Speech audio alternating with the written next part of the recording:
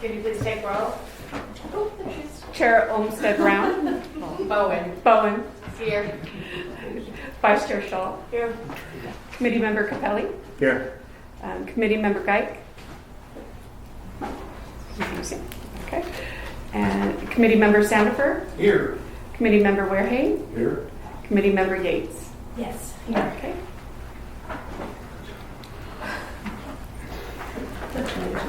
Let's all stand and honor our great country.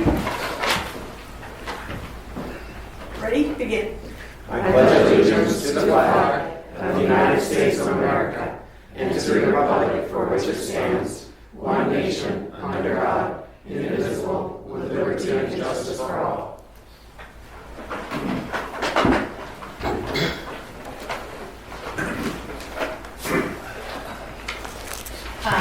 Selection, so we need to select the meeting day, time, frequency, and location. City Clerk? We have nothing to present on this. It'll be an open discussion amongst the members. Okay. I'm proposing that we meet monthly on the fourth Wednesday of each month. And I understand that you have work issues. Now, could you come video in? Mostly other times if I have a call or something. Most likely, yeah. And I can do trades and stuff. So if we know the minutes. Okay. So I'm suggesting monthly, and at least in the beginning, and we can maybe next year or after mid-year budget go to quarterly.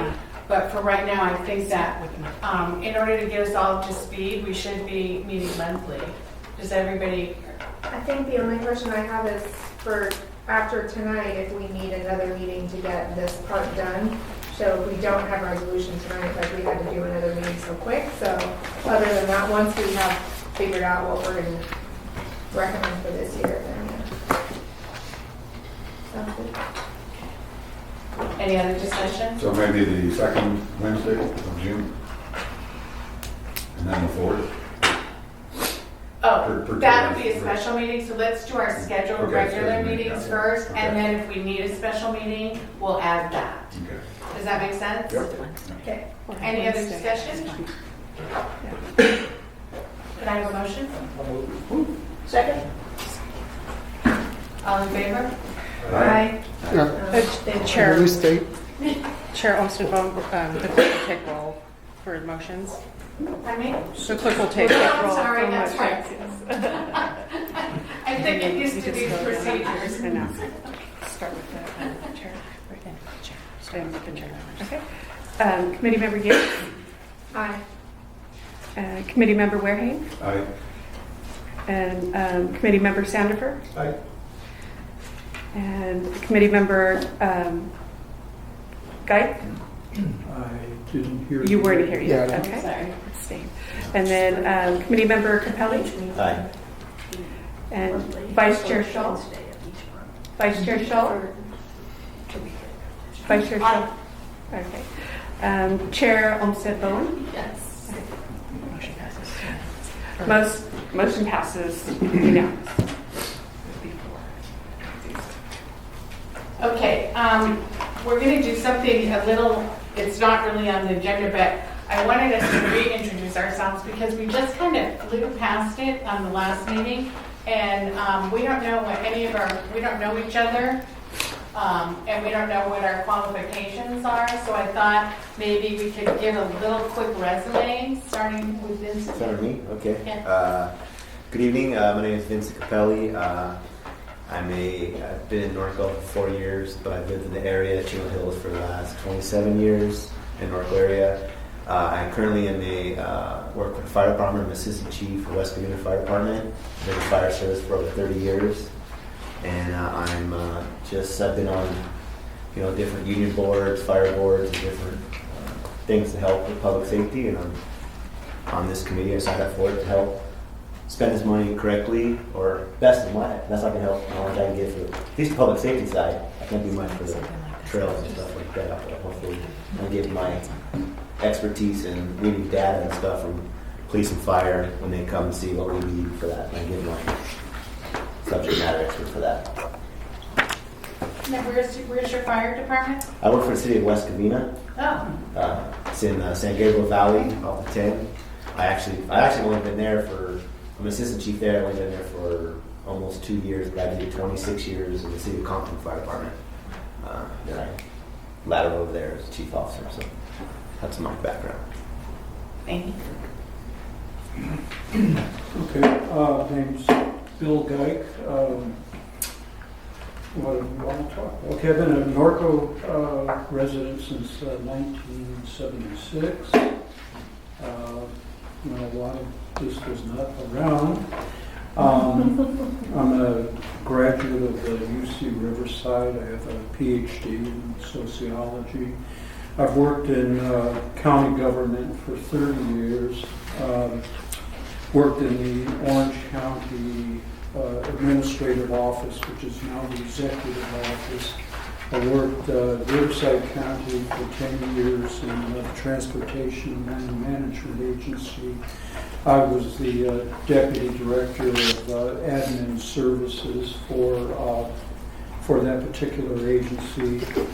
I also worked 10 years as a director of a research center at Cal State Fullerton. It was called the Center for Demographic Research, and even though that was the title, it went well beyond those kinds of just strictly demographic studies. So, but I've worked almost my entire career. I've been involved in budgeting, analysis of budgeting, revenue forecasts, fiscal impact studies,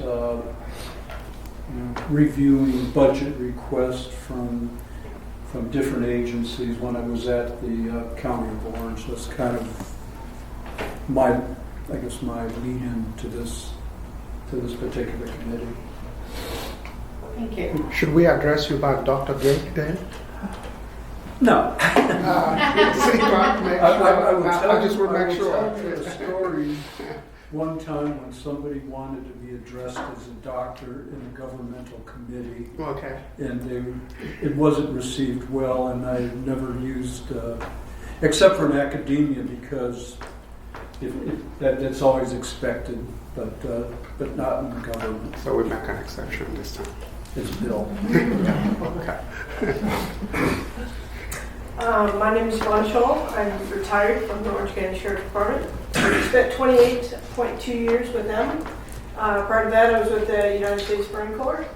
And with Sheriff's Department, I worked in the homicide detail for 11 years and managed grants with that. And with the Traffic Bureau after that, I managed Office of Traffic Safety grants. I have been with the National Highway Traffic Safety Administration for a year on an officer leadership program where I was part of the American Bar Association Committee, the Traffic Safety Committee, and the Victim Rights Committee. And when I came back, then I was part of the Orange County Traffic Committee for the entire county to do traffic plans and traffic decisions for streets, highways, and roads in the county. I'm also a Vietnam veteran. That's very important. My name is Susan Olmsted Bowen, and I've been living in Norco for about 4 years now. And I am a CPA, and I have a master's degree in public administration. I previously worked for the city of Jurupa Valley as the deputy director of admin services. Currently, I am the director of finance contract for the Emerald Bay Service District in Laguna Beach. And I also specialize in nonprofit. I have a lot of nonprofits that I actually end up doing work for free because nonprofits never have money. And I'm the treasurer for the Lake Narconian Club Foundation, Kiwanis, and I'm a board member for, I'm in everything, right? Norco Enforcement Association, and I'm a committee chair for Horse Week. So my husband and I have plunged into the Norco lifestyle. I guess. Free time video. Okay. Or we're just crazy. I'm not sure which one.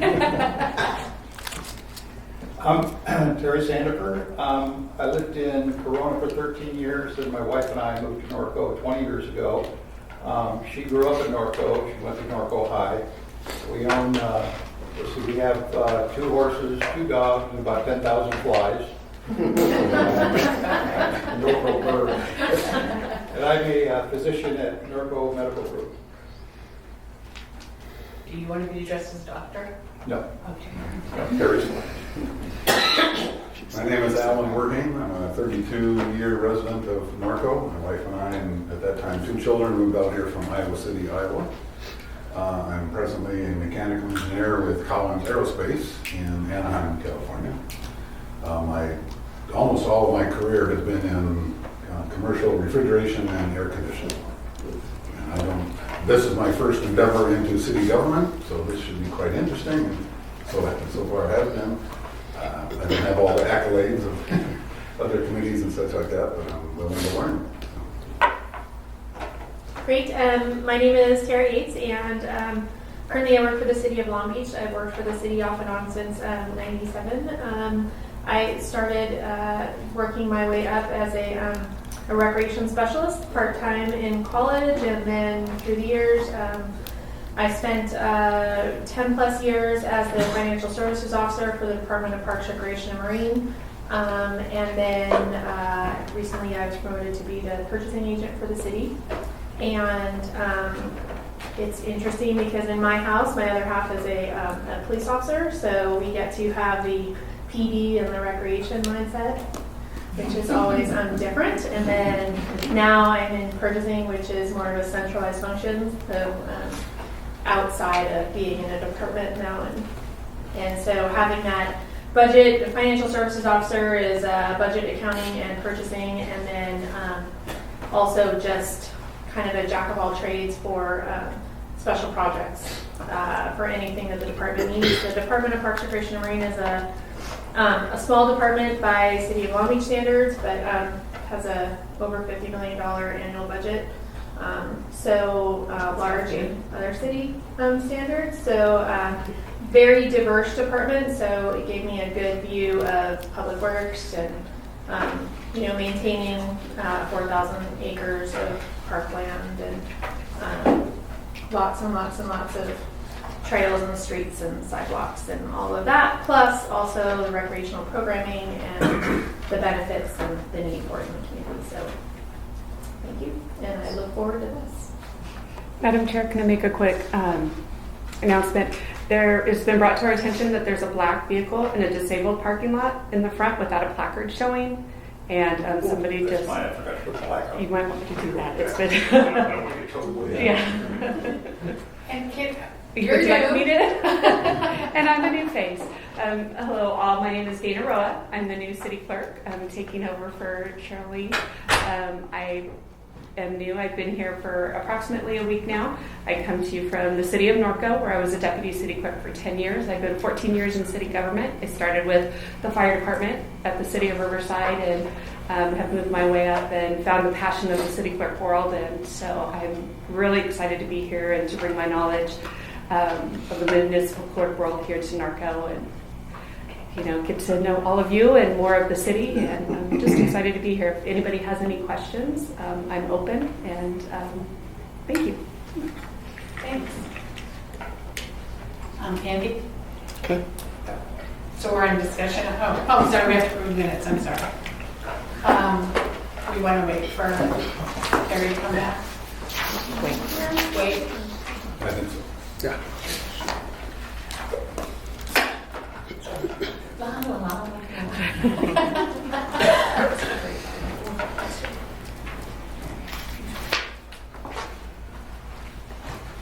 Madam Clerk, when we get back, I have a question about item 1 that we voted on, but I don't know if we discussed when we actually starting June 26th, or is it July? Because we might have another meeting in June for follow-up on this. I don't know if we handled that. I just thought about that right now.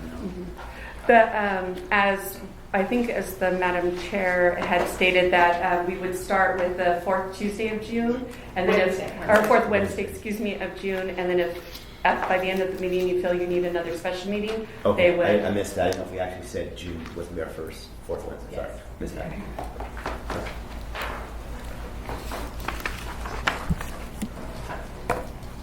since we're having, so did I get that correct? Is that our regular meetings will be the 4th, and so in any additional meetings or special meetings, is that correct? Yes, it will be. I just wasn't sure since we had another one in June to finish this up, if we want to start the 4th one in July, or do we really need the June, if we want to until tonight.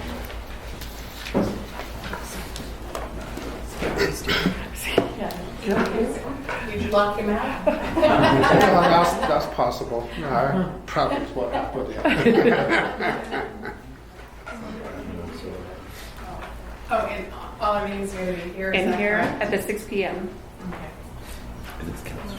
No, this We need is to- a conference room here. Yeah, we have a council chamber, so on the other side of the building. So then the next meeting is the 26th. Correct, as of right now. Same time? Fantastic, thanks.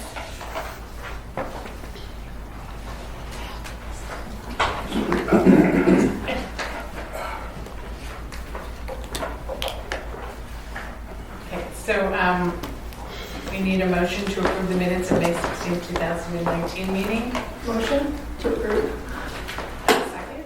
Second. Roll call. And roll call. Committee Member Yates Aye. and Committee Member Wareham. Aye. Committee Member Sandifer. Aye. Committee Member Geik. Aye. Committee Member Capelli. Aye. Vice Chair Schultz. Aye. Chair Olmstead Bowen. Aye. Okay. Motion passes unanimous.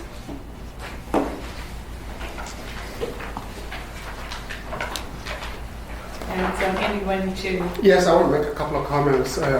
Number one, I'd like to speak about our agenda for this evening. But before I do that, I'd like to restate one of the things I spoke about last time, which is the scheduling.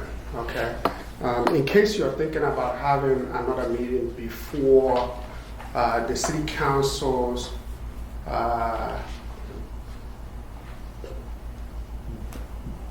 adoption of the budget, which will be scheduled for June 19th. I want you to keep that date in mind. Our idea was to get some recommendation to the city council prior to the final budget study session, which will be next week, next Wednesday, a week from today. But again, there isn't anything that says that must be done.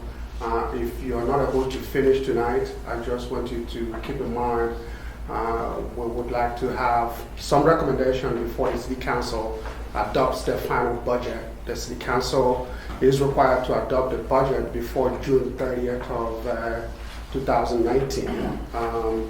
And the last city council meeting is scheduled for June 19th.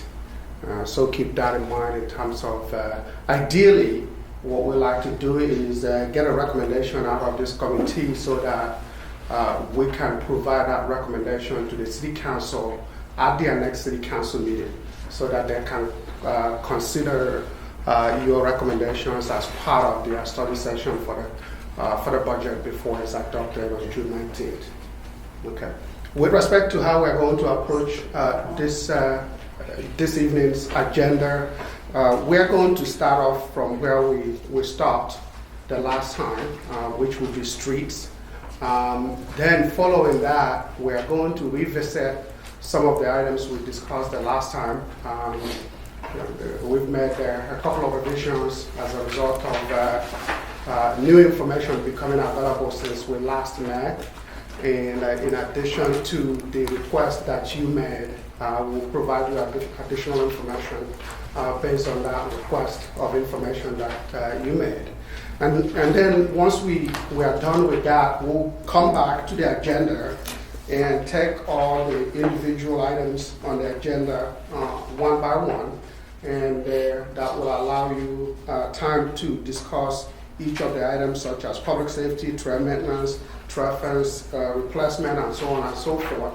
And at the end of each of those items, hopefully you are able to arrive at a decision. And if you're not able to do that, then it will be an item that is carried over to a next meeting. whenever that time is. I just wanted to make sure you understand the flow of the items for tonight. And with that, we're going to continue from where we left the last time, which is street projects, and Public Works Director will provide that information.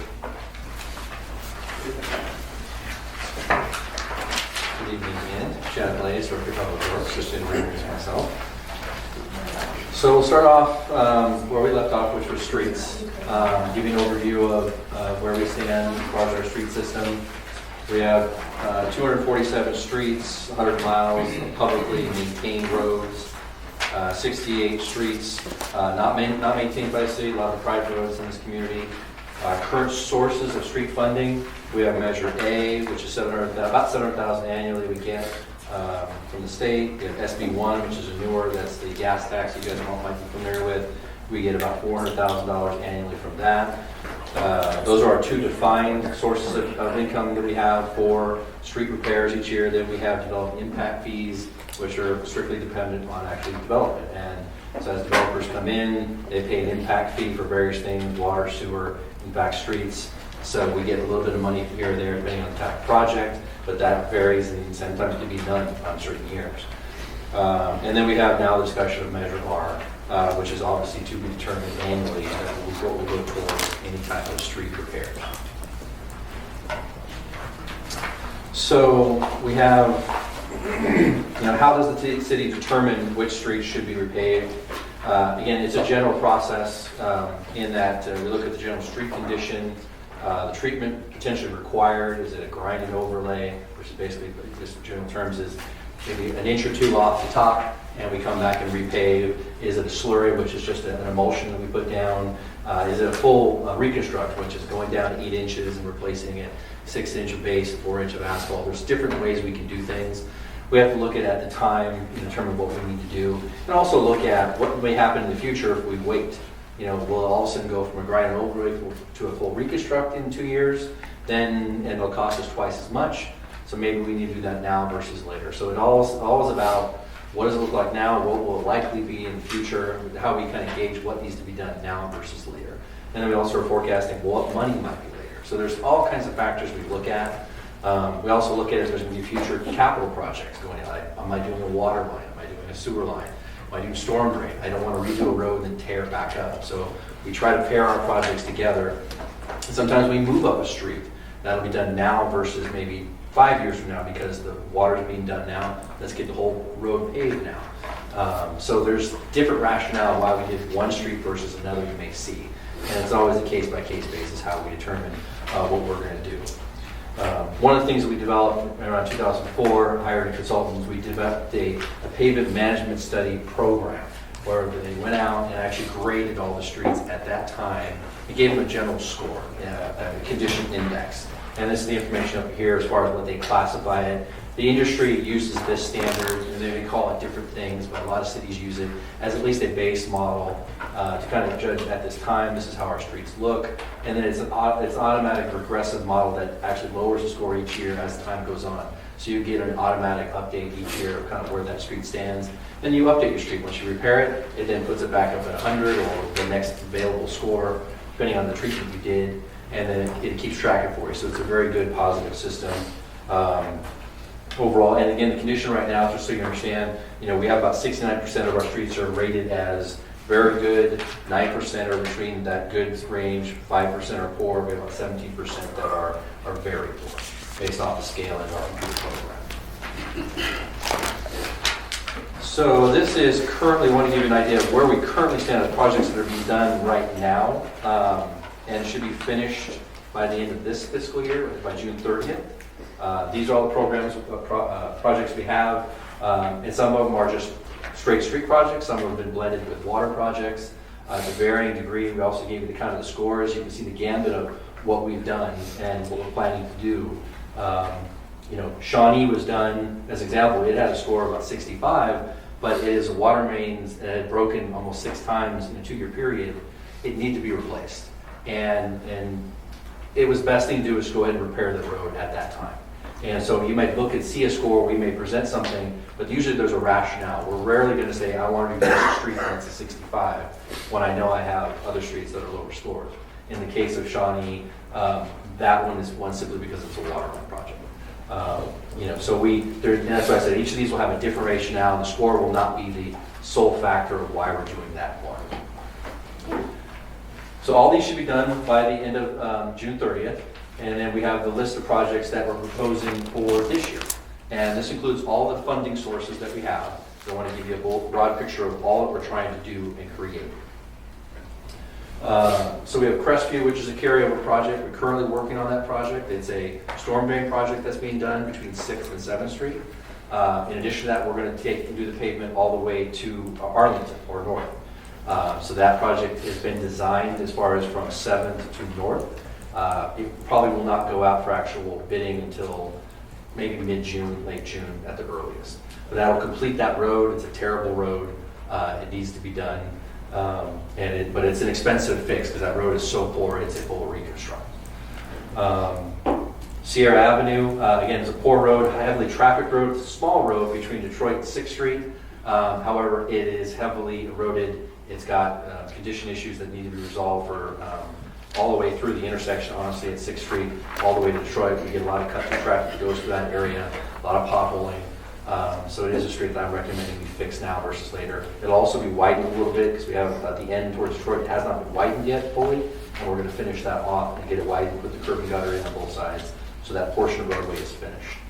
The trail system has already been done there. We did this year, so it's got new vinyl fencing. So finishing the road is our goal. Then we have street signs. This is our third phase of our street sign project. The previous year, we replaced all the overhead illuminated LED signs on the streets on 6th Street. Currently, we're right now going to get ready to start installing all the new signs that are going to be on Hamner and the various side streets that still have signals, have overhead street signs. So that project will be done by June 30th.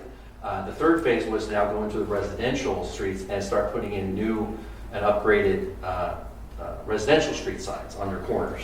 Some of them are missing, some of them are just not visible, they're worn. So we're going to go through that to improve our street labeling names on all our residential streets. So that's our next project for that. And that was a planned project already approved by the council a couple of years ago.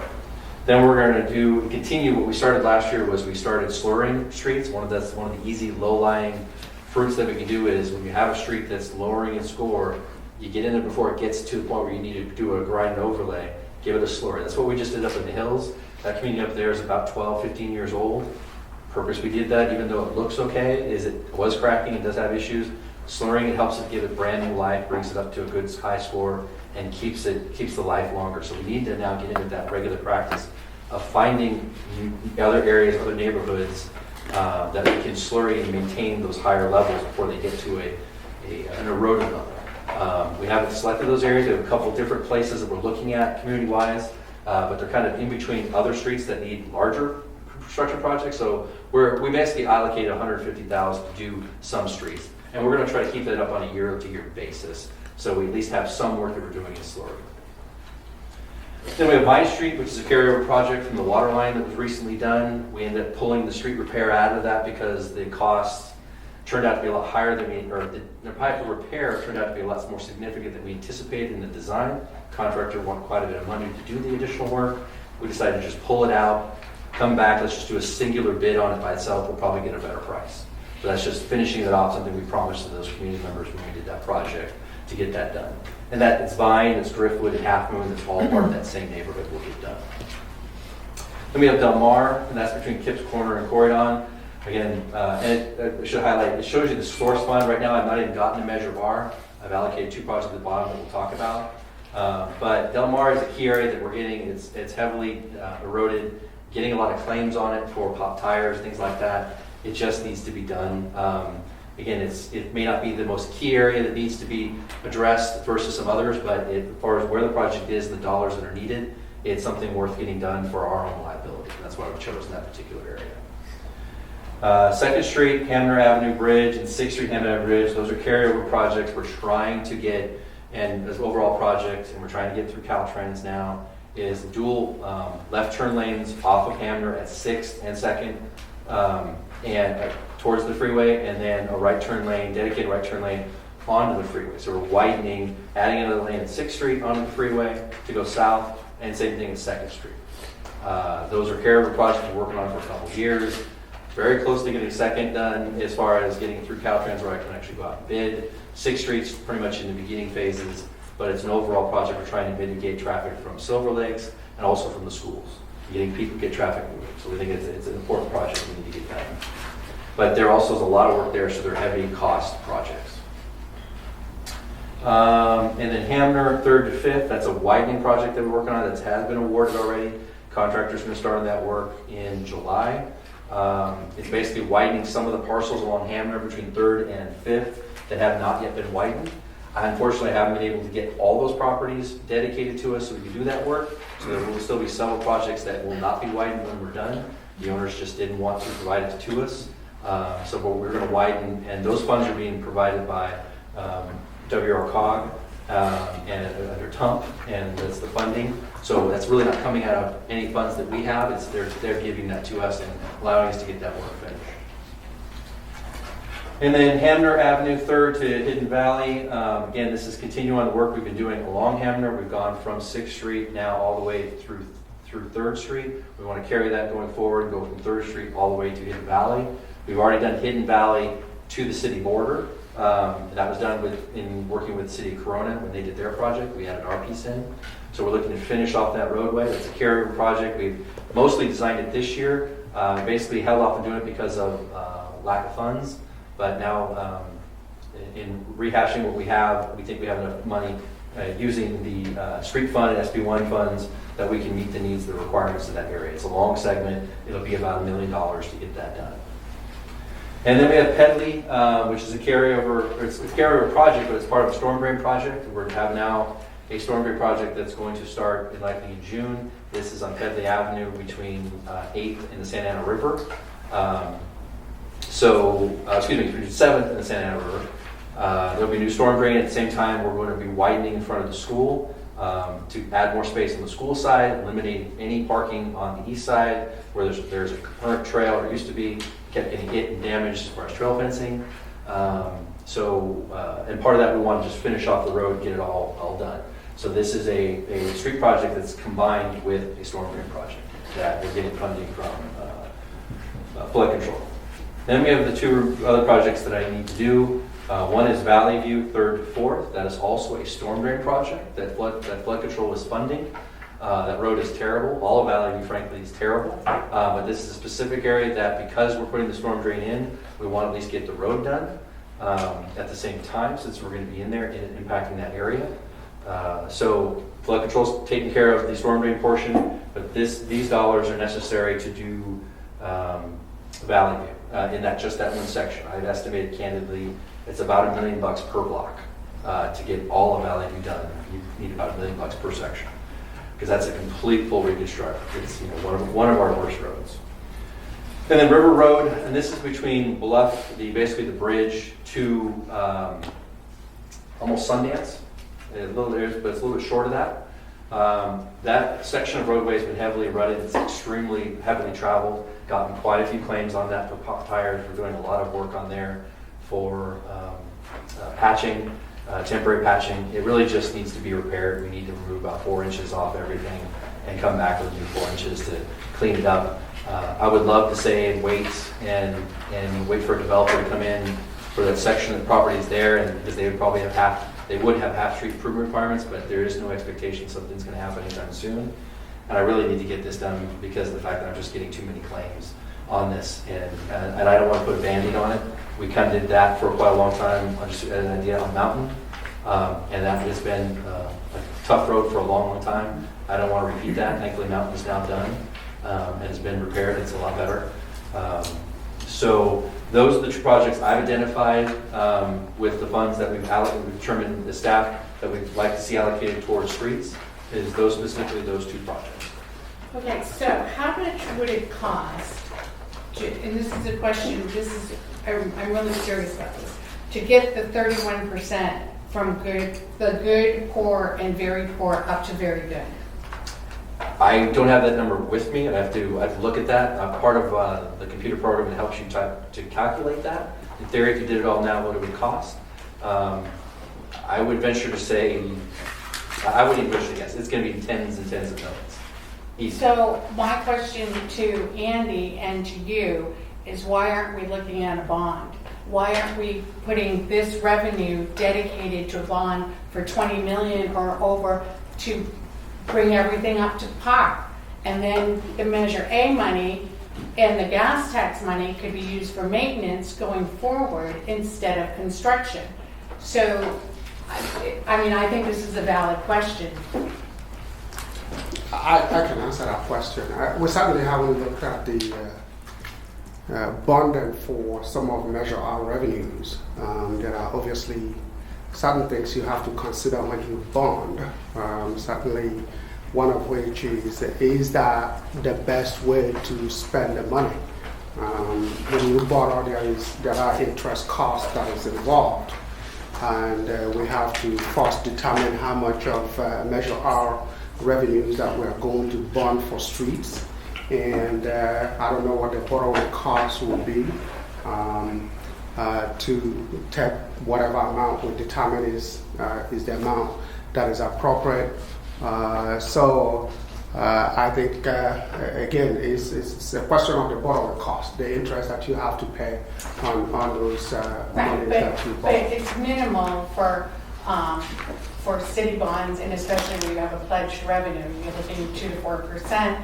And my opinion, as a professional, finance professional, is that with the time value of money and the fact that right now oil is pretty low compared, so slurries are less and asphalt is less and those kind of things, than it will be in 5 or 10 years, that it might be a better choice to get all those streets done at once, get them all up to the same level, and then in 20 years, you would have to get another bond to do, bring them, to redo them. But, in government, the theory, we always talk about the theory of who's going to pay for what. And so shouldn't the people that are using those streets, if we bring them up to par now, we'll be paying for them as they're being used. And so I really would like to look at a bond this is what this money was for, was to bring all our streets up to very good level. Over time, and the point that you raised, which is a generational equity thing, is that if you issue bond and get all of that money spent now, the folks that are going to be paying for it potentially are folks in the future, right? Correct. So the people that are using it. Yeah, so that's one of the questions you have to address before you decide to go issue bonds. But that is a policy decision that has to be made. And at some point, as we move along, if that's the wish of the committee, and obviously subject to City Council approval, we can look at how much money, first again, and you have to identify how much of Measure R money are you going to bond for streets infrastructure. And in that way we can size up the amount of debt that we will be able to afford based on that. Right. But it sounds like how we have a bond, then we get all the trees done and the maintenance is going to come from Measure R. No. Probably Measure And A Measure A. Yeah. Okay. and gas tax. By that. Yes. Instead of using those funds for construction, you can use them for constant maintenance, and now you're ahead of the game instead of behind.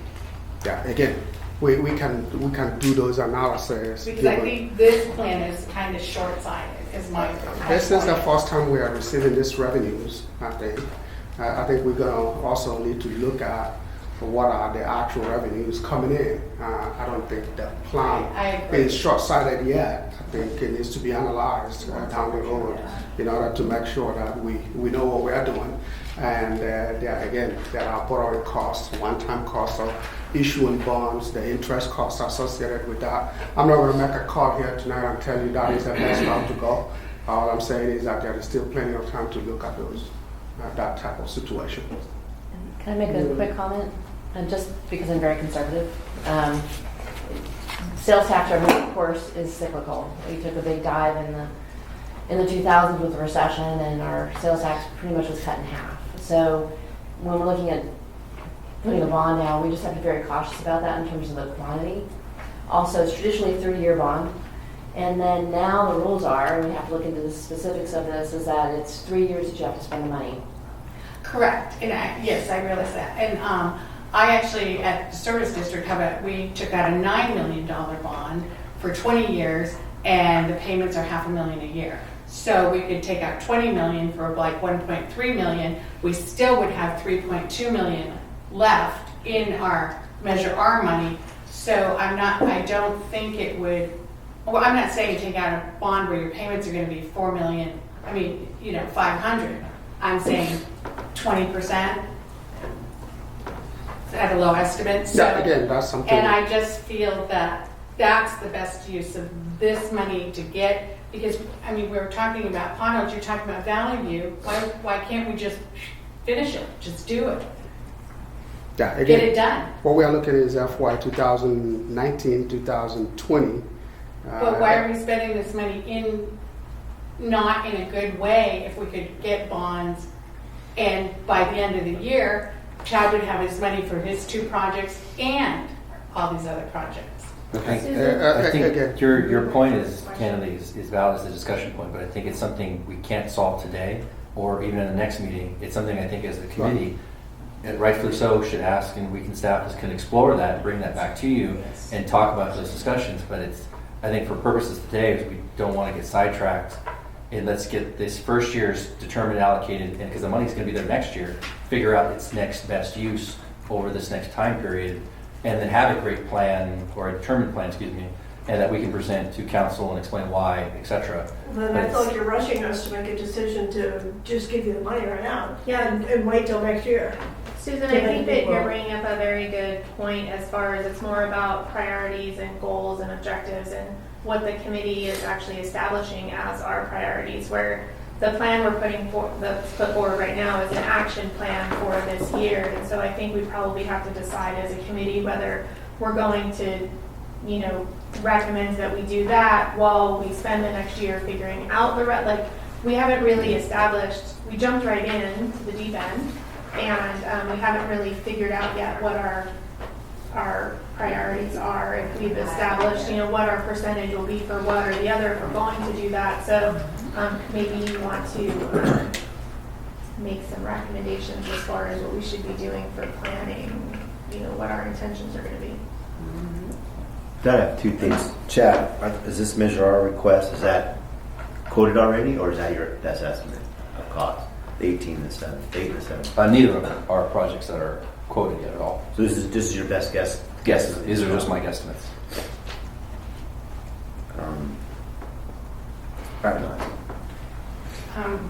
So do we have any cards on this item, or?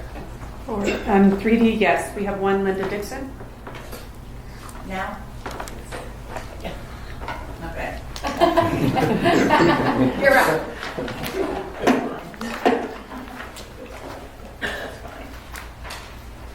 For those of you that don't know, my name is Linda Dixon. I've been very, very active in the community for well over 20 years, and I've been very involved in numerous ad hoc committees. I was on the famous ad hoc committee for capital improvement, and I was also one of the many residents who formed a political action committee in order to get Measure R passed. Our committee raised $10,000 from the residents of the community in order to get the truth out and to get the resolution passed. Part of that, and the only reason in my personal opinion that it passed, was so that we could have an oversight committee to oversight these funds.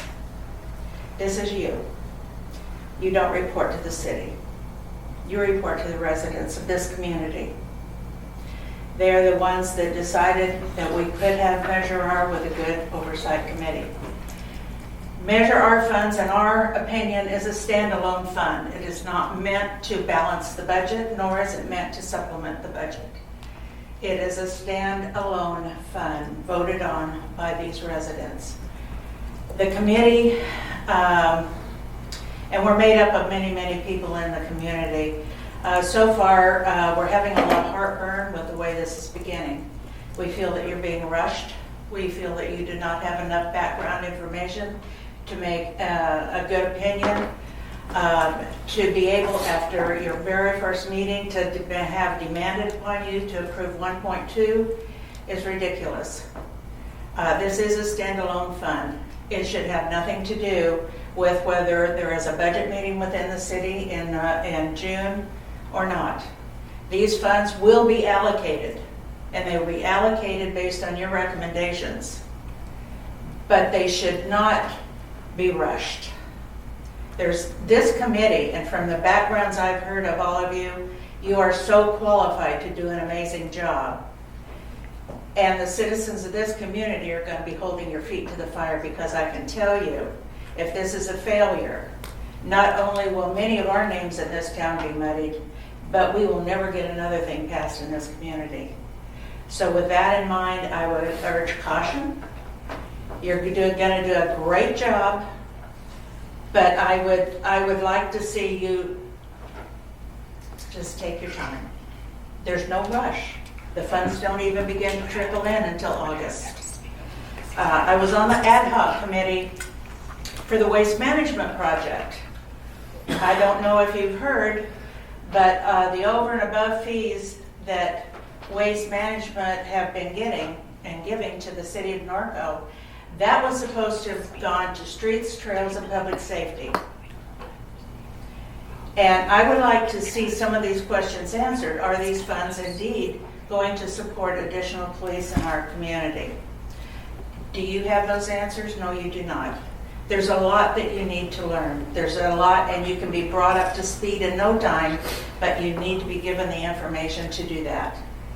So there's a lot behind the scenes, and it should be all put out on the table, because the voters of this community have all their eyes on you with hopes for a great outcome. Thank you. And then one more, Bill Naylor. See if I can find my spot. Wasn't expecting to get up quite this quickly. First of all, I would like to thank you guys for your service.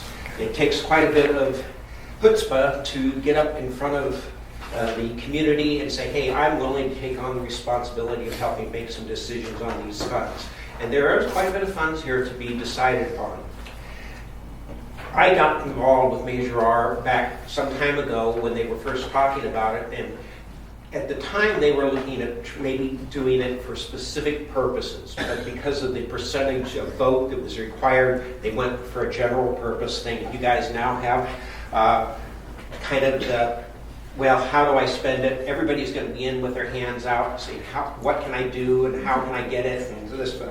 But I would just like to bring back one point in the articulated ballot issue that they put here, and it said, keep Norco Norco, to continue protecting Norco's unique animal keeping, open space, large lot lifestyle, avoid further deterioration of infrastructure, continue restoring and maintain local streets, trails, public facilities, equestrian amenities, and parks, and prevent the cuts to police, fire, and emergency, and it keeps on going on and on.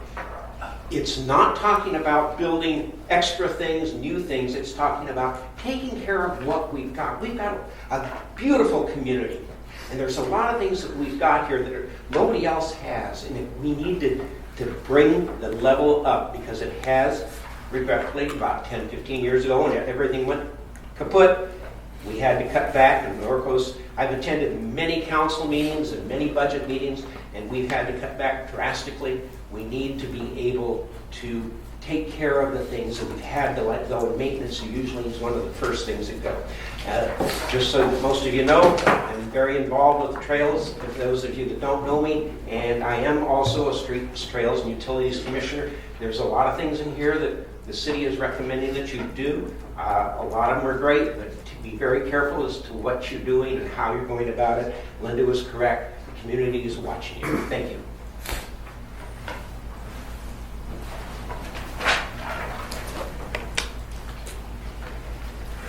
Madam Chair, with that, I have a question, probably for the city manager. With what Linda brought up, I know that it is important to get a balanced budget, but maybe with your suggestion and Linda's suggestion, and the last gentleman, sorry, I forgot your name, maybe we should throttle back and wait until we do have funds in and see what we can do and have proposals. If there's anything that is a dire need that we're going to lose a cop, we're going to lose firemen, we're going to lose a street main right now, if we don't spend some money that we don't have, maybe that's something we can decide on. But as I'm not sure, I know Linda said that monies aren't here yet. I think they're not estimated to be here until August. Let's make a decision when we have money to actually spend. And that's just the first quarter. Yeah. So, the money's going to be trickling in. And I have to agree with you. And one of the things that I personally have issue with, especially, and I don't want to be take strong, I love public safety. I think it's important. But I also know from budgeting, you're very conservative. So we have Stater Brothers, we have Silver Lakes, this is our second year with them, and your revenue projections are so conservative that I'm afraid if we kick in 1.3 million, you're going to have excess. So we're going to be subsidizing the general fund, and we're going to be, having excess in this general fund from this. So we're going to take money that was meant for Measure R that people voted on to be spent on certain ways, and we're going to subsidize the general fund and then make it free money to do whatever you want. So I would rather wait to mid-year when we know what the projections are to backfill that public safety, is my personal opinion. Okay, if I could make some comments, I'll let you speak first.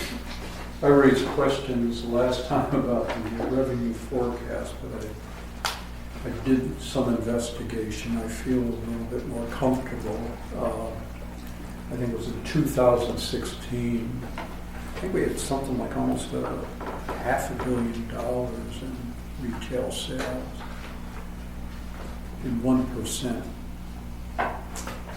gives us close to the 5 million. So I'm a little more comfortable about that. But the question about what they should be spent on, that's probably the bigger question. And remember that a lot of our sales tax is from car sales, Right. And we don't receive Measure R money. Those are point of destination sales, not point of sales. But the revenue, that was point of sales in the city. Right, that'll remain the same. Right. But if you said, okay, well then 1% is going to go to Measure R, that won't happen because of we have a huge auto industry here, and we don't get the 1% from that. But I believe that, I truly believe that your estimates are probably pretty correct, but we don't know. We're estimating, it's kind of like in the sky, and we're in the clouds still. And I think that we need to be very conservative also. You're very conservative, I'm very conservative. Budget is a planning process. You don't get the money before you put together a budget. I understand. I'm finished. And so what you do is you plan on how much money you expect to be receiving, and you plan your priorities with respect to expenditures. I understand if is the desire of the committee to not look at any projects until monies are received, but I think you also be denying the residents the ability to plan and to begin to execute these projects so that the residents can begin to realize the benefits of the monies coming in. So that's why you plan ahead. Every city does that. Measure R is no different in that regard, as far as being able to project this is how much we anticipate to receive, and here are the projects we plan to spend that money on. It's not a piecemeal approach. I recognize that that budget plan is subject to being revisited as information becomes available, the cost estimates change, projects come in under the estimated amount and so on and so forth. But you have to plan ahead in order to be able to manage the process. It's not, we get 100,000 or whatever the amount is every month, then we plan on how to spend that. That is not the way it's designed to work. And that's not the way city budgets or any budgets work. Is a planned action that you revisit. I appreciate what you say about everything is a planning mission, but if this is a planning mission, why are you rushing us so much to make a decision? No, there isn't. We don't have all the This is the information. plan. No, the decision process, we started this process very late. Okay, let's acknowledge that. First and foremost. So give us time to get up to speed. And we could do that. There isn't any need to have this plan incorporated. There is no absolutely, ideally, that's what we like to do. But can we defer appropriating or submit or having a budget for Measure R until a later date after you have satisfied yourself that you have the data that you need to make that decision? But what I'm saying is that at some point you need to adopt a Measure R budget, okay, that is part of how government finances work.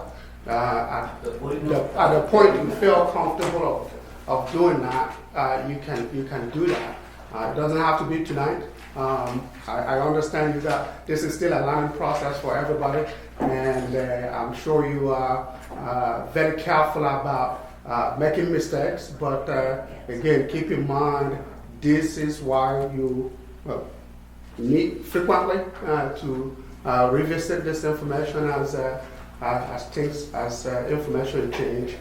But no, you don't have to adopt a budget or make a budget recommendation tonight if it's your desire.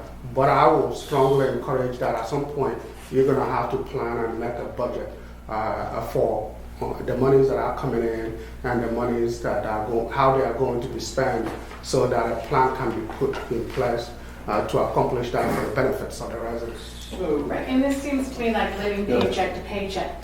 I'm sorry. He's been trying to. And I don't think this is a plan for, I mean, you're saying to us, here, spend it all right now. We want to have it all spent this year, and then next year we'll look at what we want to spend it on. I don't think that that's a strategic plan. I think that's short-sighted, personally. So I'm not sure if I could even make major decisions tonight. Okay, so what, again, a learning process. What we have, or what we are recommending is a planned expenditure for the next year, along with the revenues to go along with that, similar to a city budget, okay?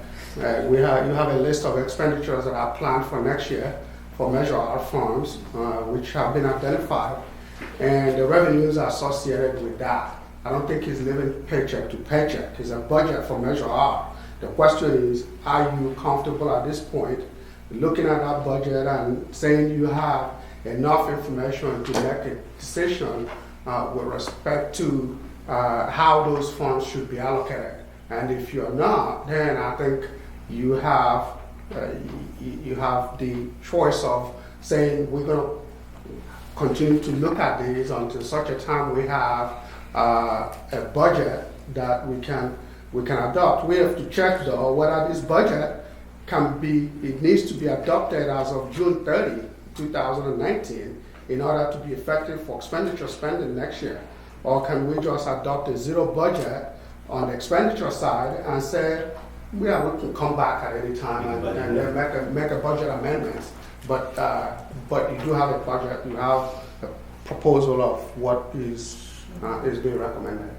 So procedurally, there will be a Measure R budget package that would be approved ultimately by the city council. That's correct. Now all of the items on this list, now some of them are in the budget and some of them are not. I mean, in the regular general fund or the regular city budget? So all the capital projects items that have been identified would be included in the city budget as projects to be funded from Measure R. For example, the streets projects that have been identified, he's identified those that are being funded by the street fund. Of which two are Measure R? Yeah, of which two are Measure R, correct. So in the same regard, all the public facilities that are to be funded with Measure R will be included in the city budget based on the recommendation from the Oversight Committee.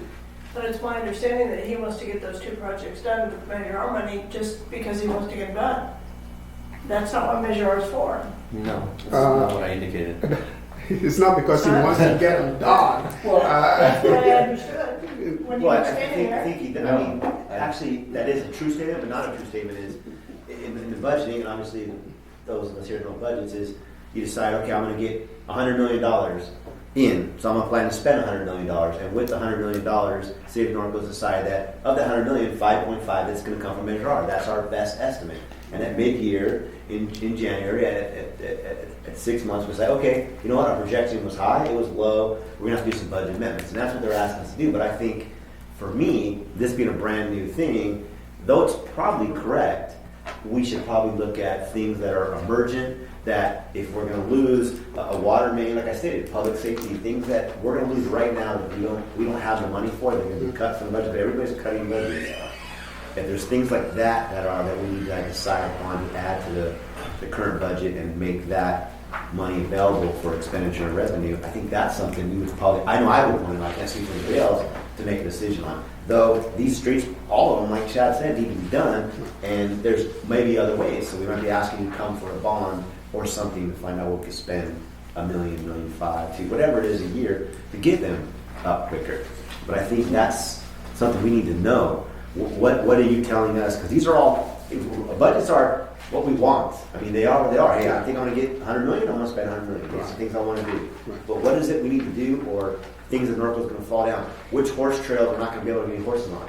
Which cops we're not going to be able to do this? Which farm we're not going to be able to, we need to know those things that aren't going to happen in 1920. So to answer that question a little, to be more specific, one of the things that we plan to do here is we have identified is that we are recommending that you provide $500,000 to begin what we call real trail maintenance, which is something that we haven't done for many, many years, okay? That's one of the items that is being required that we're asking you to do. So without this $500,000 allocated or some level of funding allocated from Measure R, that will continue to suffer. Okay, nothing will be done. And in good conscience, that's the only thing I could approve right now. Okay, so we start then going into roof replacement, several public facilities that needs to be taken care of because they are in such bad shape right now that is costing us a lot of money to maintain rather than actually doing the replacement capital improvement that is needed. I think that those are things that you could study and say, here are the ones we are comfortable at this point recommending moving forward. But don't be afraid to recognize you gotta make those decisions at some point so that we can, again, begin to use the funds to provide the benefits that the residents anticipated from Measure R. Chair, can I make, well, this would be my first attempt at this. I was thinking, can we maybe make a motion to identify what we think we would do now versus not? So if I, as a sample, I'm not actually doing it yet because I want to be my first. So for instance, I could make a motion to say that the committee determined tonight to approve X number of projects, and I specify the ones that I believed, and then we'd all discuss, and there could be friendlies and all that stuff could happen. And then determine that the rest of it would be, we'd wait until we did do our planning committee, and we did decide for instance, we could decide that this percentage would be for public safety. We would never exceed this percentage for public safety. We would identify an amount for streets, identify an amount for trails. We could actually have that planning discussion and develop our plan, but I could make a motion, then we could discuss it, and then we could figure out how to go from there. Is that something that is that a direction you're looking for from this so that we have a product? Probably. And yes. And so would you like to make a motion? Yes, I'm going to try one. This will be my first. Okay, everyone, here we go. So, I, Terry Yates, would like to make a motion that the committee consider tonight adopting the things that would greatly impact the next coming year's budget. So that city staff is currently planning or needs to have resolved before they can adopt the budget for this year and this year only. And that we then take the rest of the items and keep that money reserved until we have done our priority planning or whatever. So the items I think that we should look at approving for this, I am definitely with you on the trail system.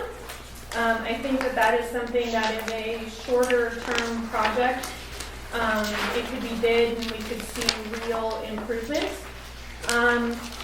I think that in good conscience that we should look to approve the public safety consideration for this year. It may not be what we look at doing for future years, but I do understand we have a late start, and it seems that in order to ensure that that is moving forward, I think we should do that. And then there's a considerable number of public facilities. I think I'm going to start there, and then we could look at what the additional conversation would be. I personally think that with the public facilities, with the roofs, it makes sense to get the roofs done before it starts raining again. So that those are one of those conversations. The conversation about bonding, that's a long-term process. It's a long-term evaluation that we could get the roofs done now and we don't have further damage. I think the streets could wait. But my motion would be to start with the ensuring that we have public safety for the next year until we figure out what we want to do. And we ensure that the trail system is definitely, that project is started, and then I'm open to any additional feedback from the committee to add to that motion. Okay. I would like to see the public safety remove that from that, because there's other funding for public safety, and I don't believe that public safety is going to be jeopardized because the franchise fees are supposed to go to, there's other funds that are supposed to fund public safety. This was, and we didn't see any increase. If I'm they're sorry, going are you adding to a motion? I'm asking that. She's commenting. Yes. Second. I would ask, if they came to us and said there's an increase in So hang service. on 1 second. I think our Was there a chairman second again or would like we to have a second motion? it. So we have to, sorry, did I Discussion. go out of order? Yes. Well, don't we, we have to second it, we have a motion, so then we have discussion. Seconding my item, and then Condense. Yes. Tara, can you restate, you need in a condense of what your actual will be? I may not be I mean, I have the capability, but I will try. So I would like to make a motion that the committee consider approving, recommending, whatever the correct action is, the items before us for public safety to ensure the continuity for the upcoming year, while public safety and for trails.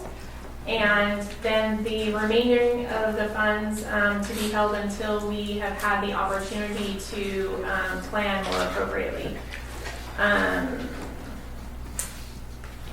And then I think I said that I'd be open to adding to it. So this is more just to have a formal action on the table so that we can have the conversation and then add, have friendlies from there.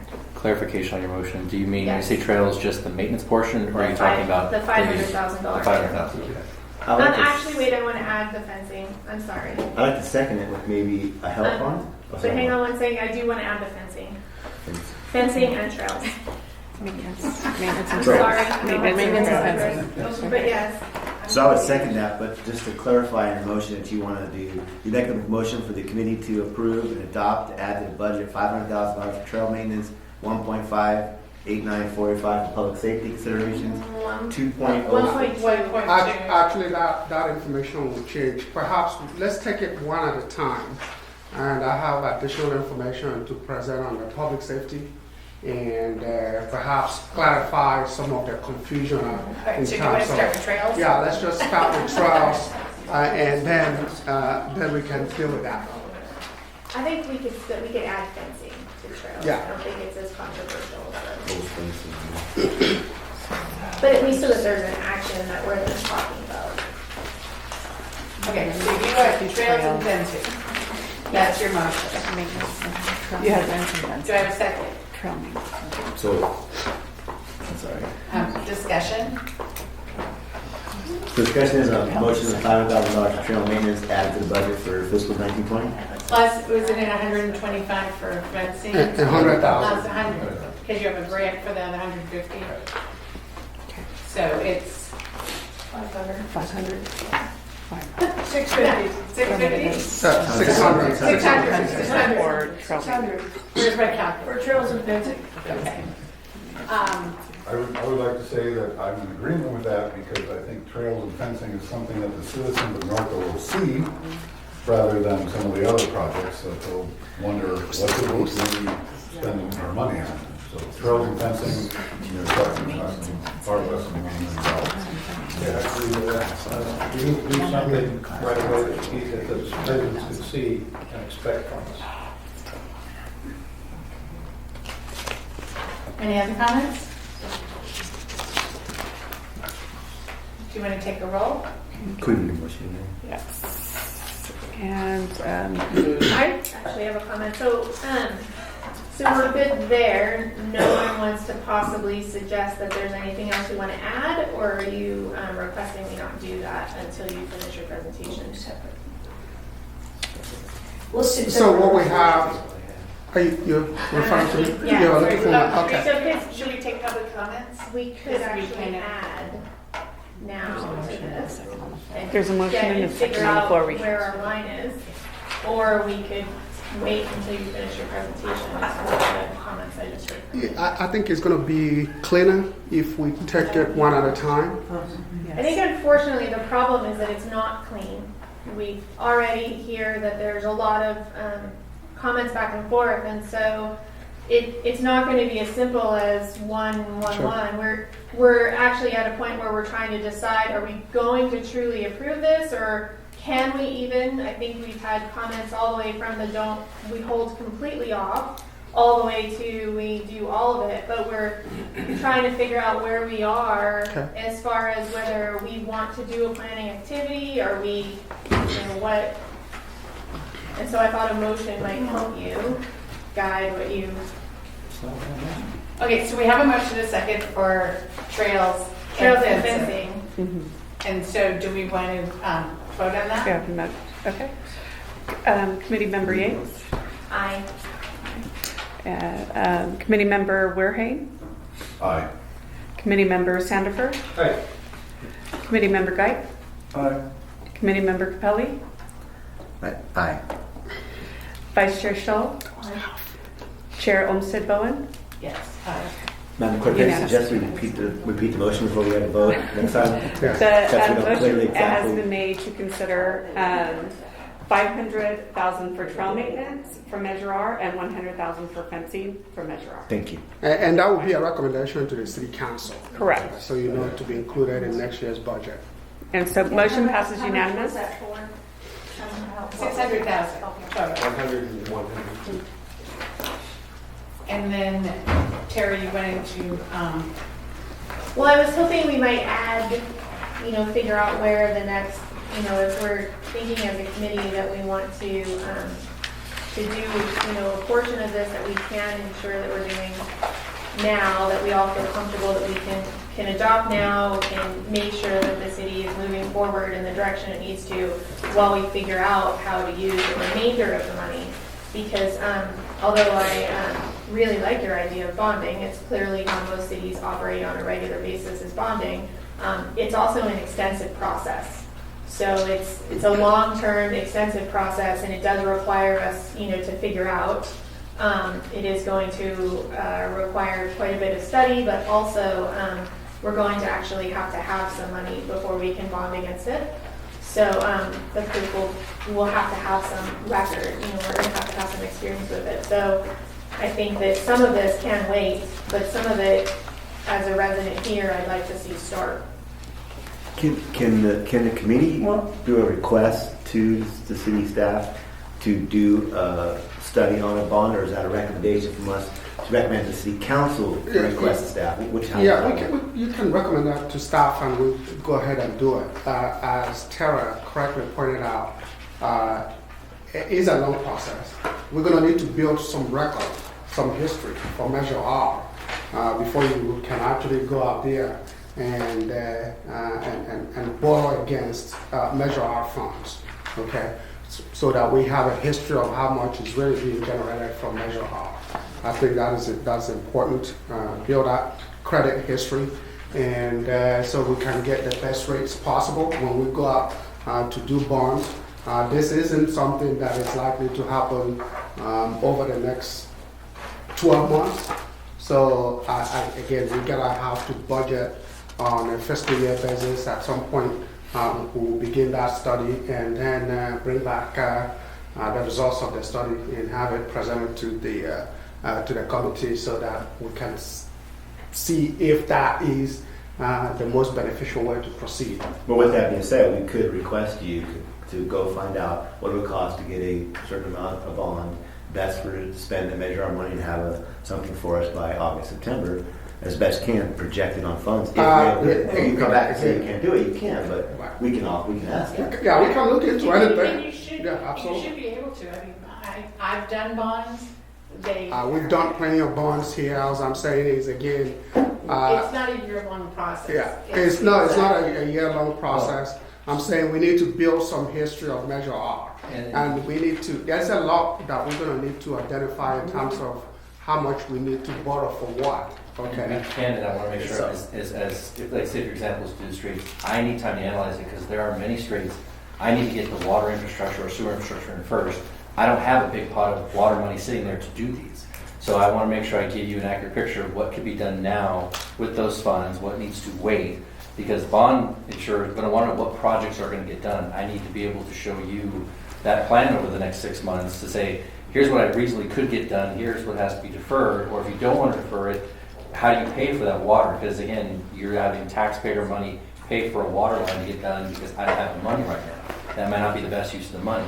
But I mean, you wait 3 years to gain enough revenue in to do that water line. So I just want to make sure in the end that what you're proposing is certainly an idea that is valid and is worth investigating. I just want to make sure from my perspective, I give you an honest, true picture of what can be done immediately with no restrictions, what needs to wait, so we can get the right idea of how much money we want for a bond. Because I don't want to overestimate and say I need $50 million when I can only truly get done in 3 years. I can only get done maybe 15. And that's what we're asking, for you to come back with that information, and so that we need more information to make good decisions. Sure. Being rushed into decisions is not a good way to do business. And this is our second meeting, and that's just my opinion, and I feel like we're being rushed, and I don't think that that's fair to us or to the residents of Norco. And I was very involved in Measure R and getting it passed. I was, I donated to the PAC. I was involved with it right from the beginning, and it's also my reputation as a resident here. And I do live in Norco, so and I'm not saying none of this will happen. What I'm saying is that we can't be rushed, and we have to make good decisions with these funds, and the residents expect us to. And believe me, if we don't, we will hear it. You know that. Yeah. But they're just doing their best bet, saying, hey, we think this money is put I work for cities, I understand. But, you know, again, and I look at public safety, why are we funding, you know, this should have been funded before Measure R. There's no increase in service. This is the same level of service. Why aren't there general fund? If I could make a quick presentation on that. Okay.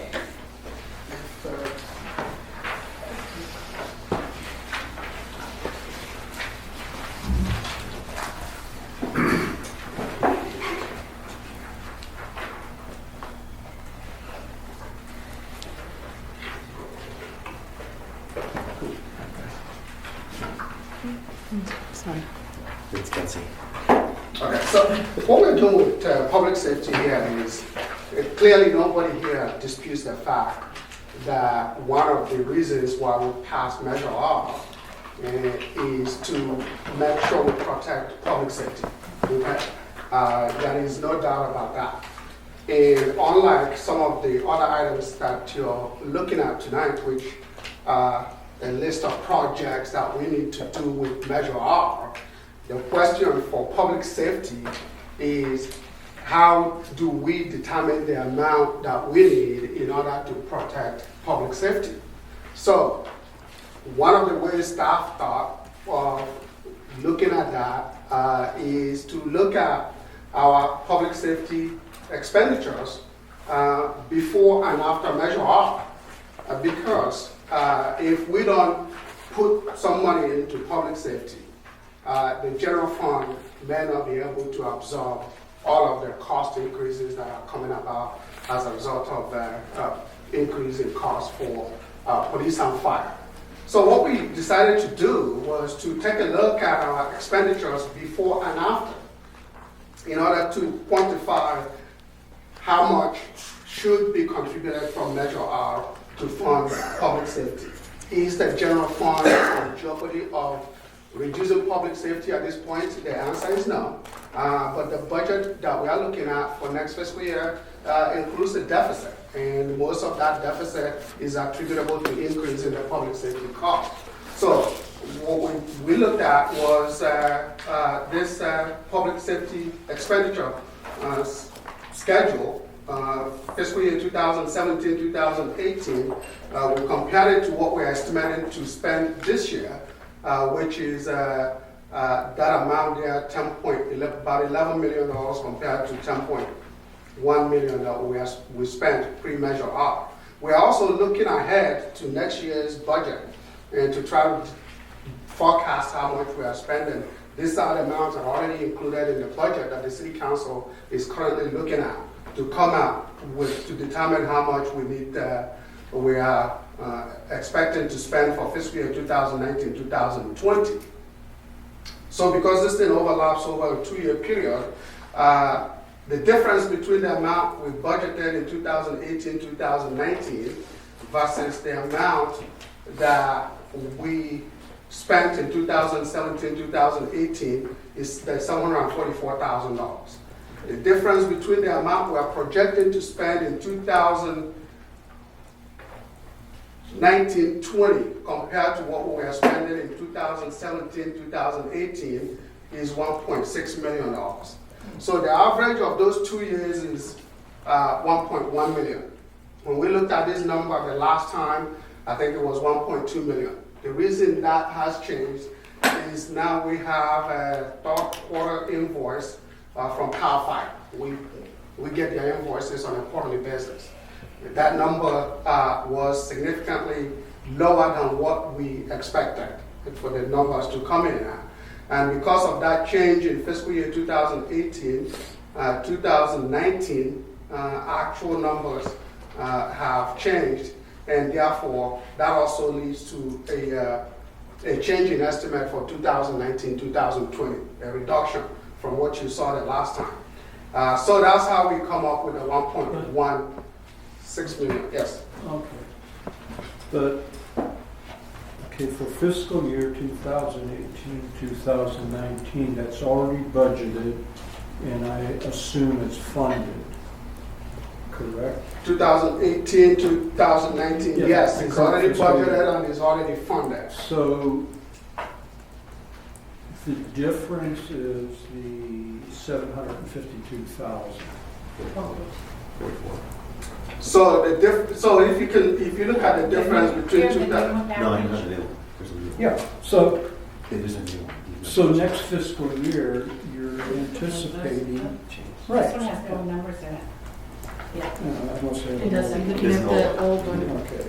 Well, so I see what he's saying. What he's saying is so my 2018-19 is already funded, right. and the increase between So that what year. you need to make next year's budget is 700, and I guess it's 744,000. Actually, it's 10,978 minus 11,722.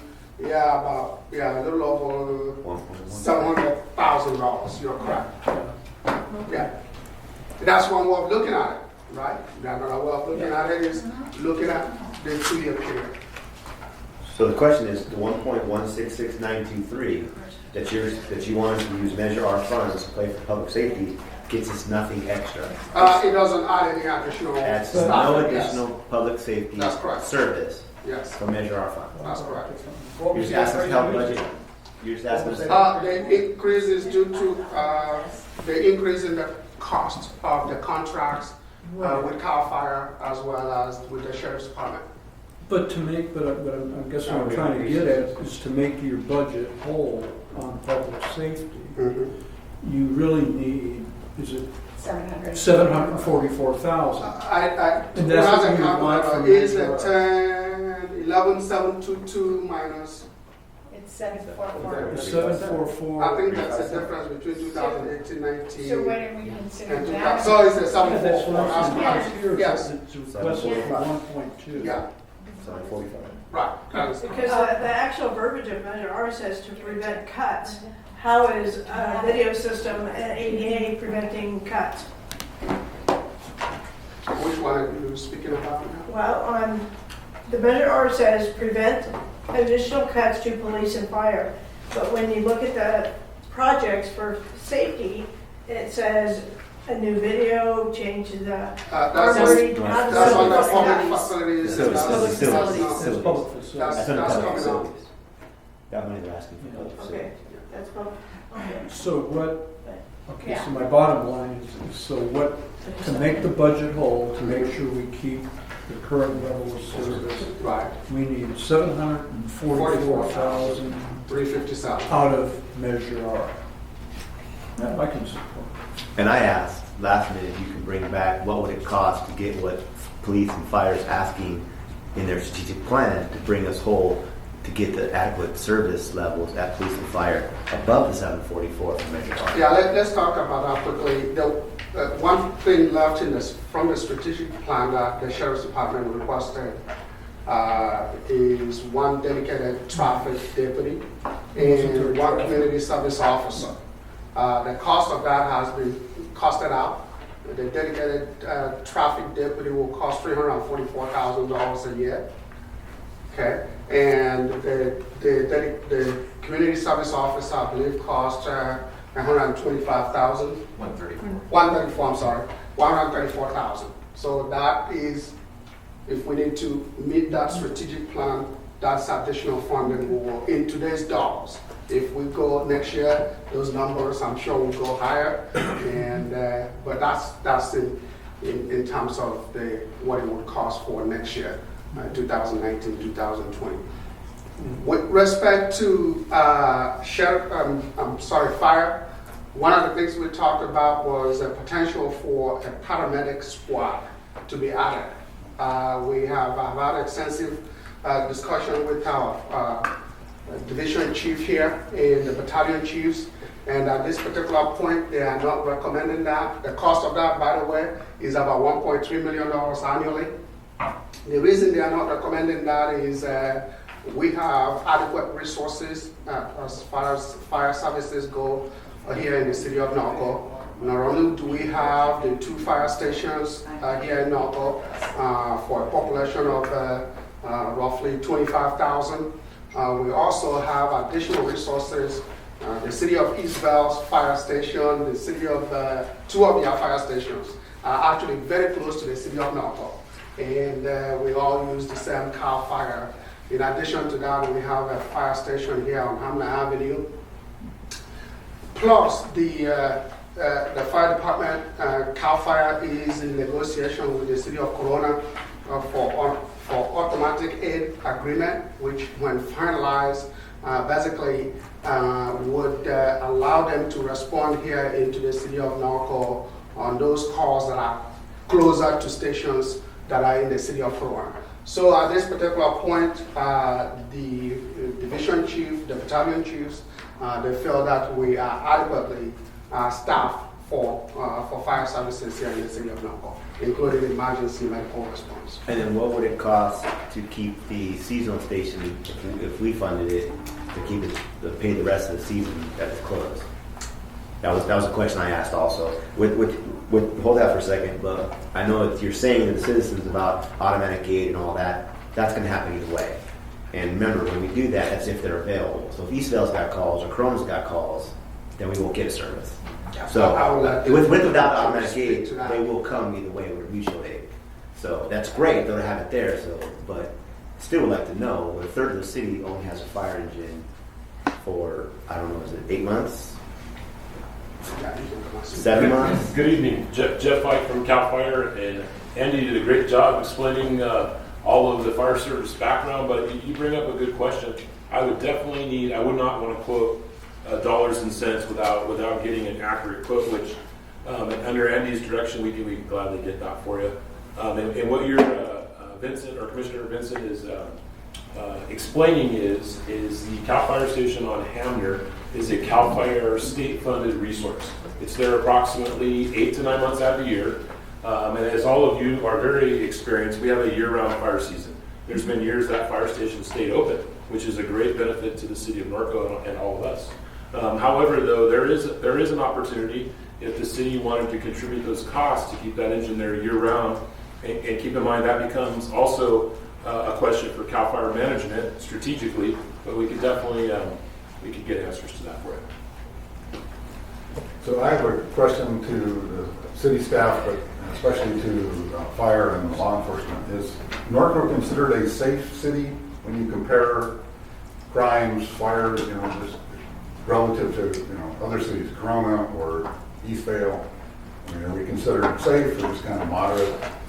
So when you're looking at terms of the FBI statistics that are reported, we're one of the safest in the area as far as Part 1 crimes are concerned.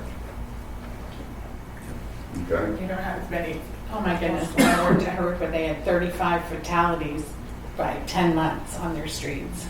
Yeah, and the traffic fatalities aren't reported as FBI statistics as far as crimes, but we're talking homicides, rapes, aggravated assaults, robberies.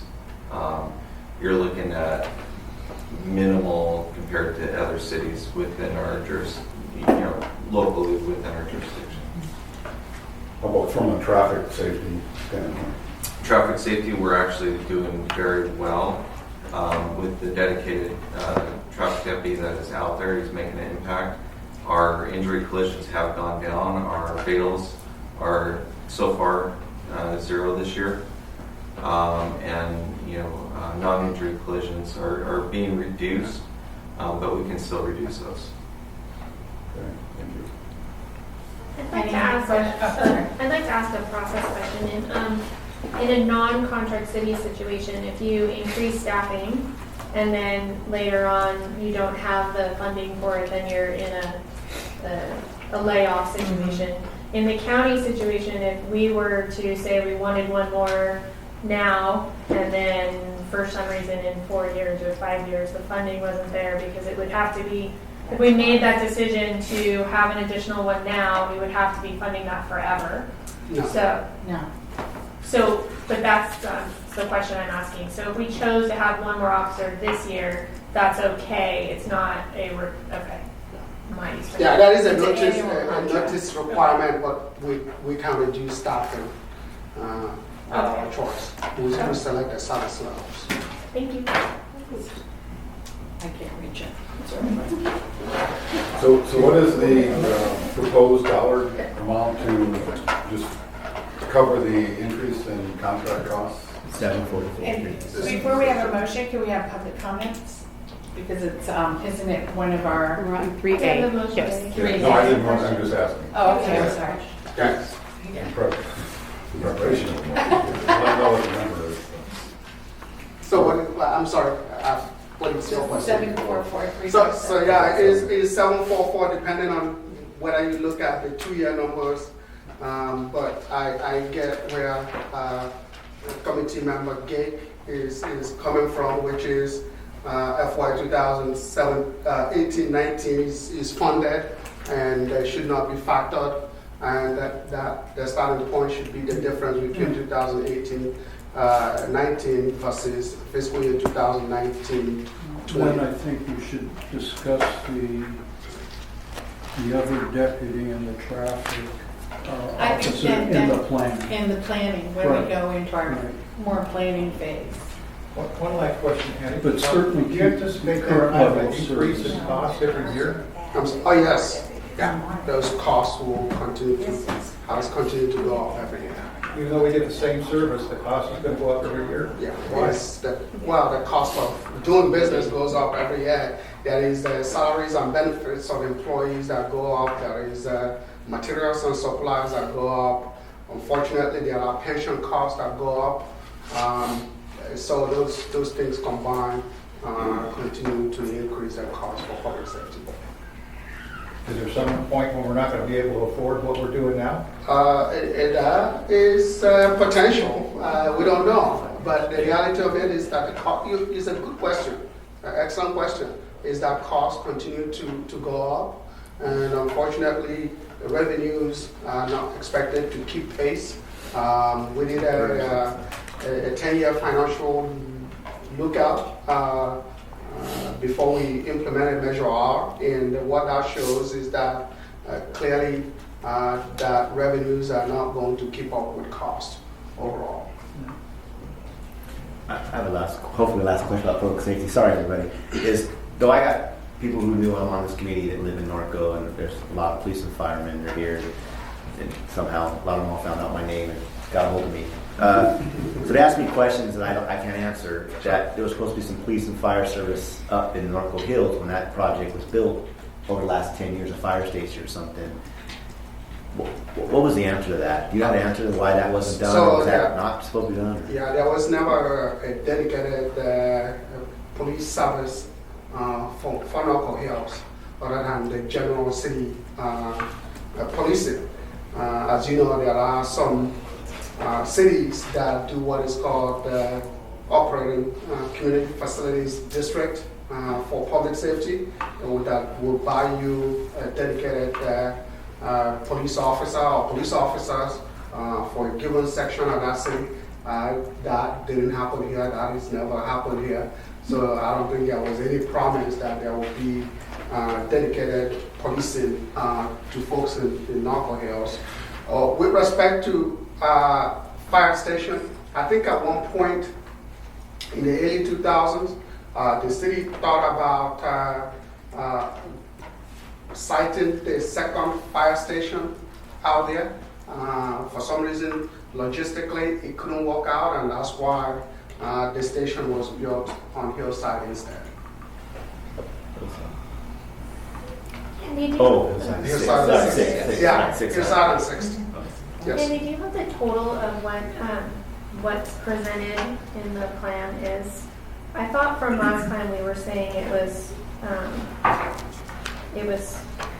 well, it's different because we were saying it was 1.2, but now it's 744 for the public safety. So I think I have 4.9 million, but do you know? So the numbers I have is based on 1.16, not the 744, but again, we can tally those numbers very quickly. Based on the 1.16, I think the total that we came up with is about 5.3 million in total for everything.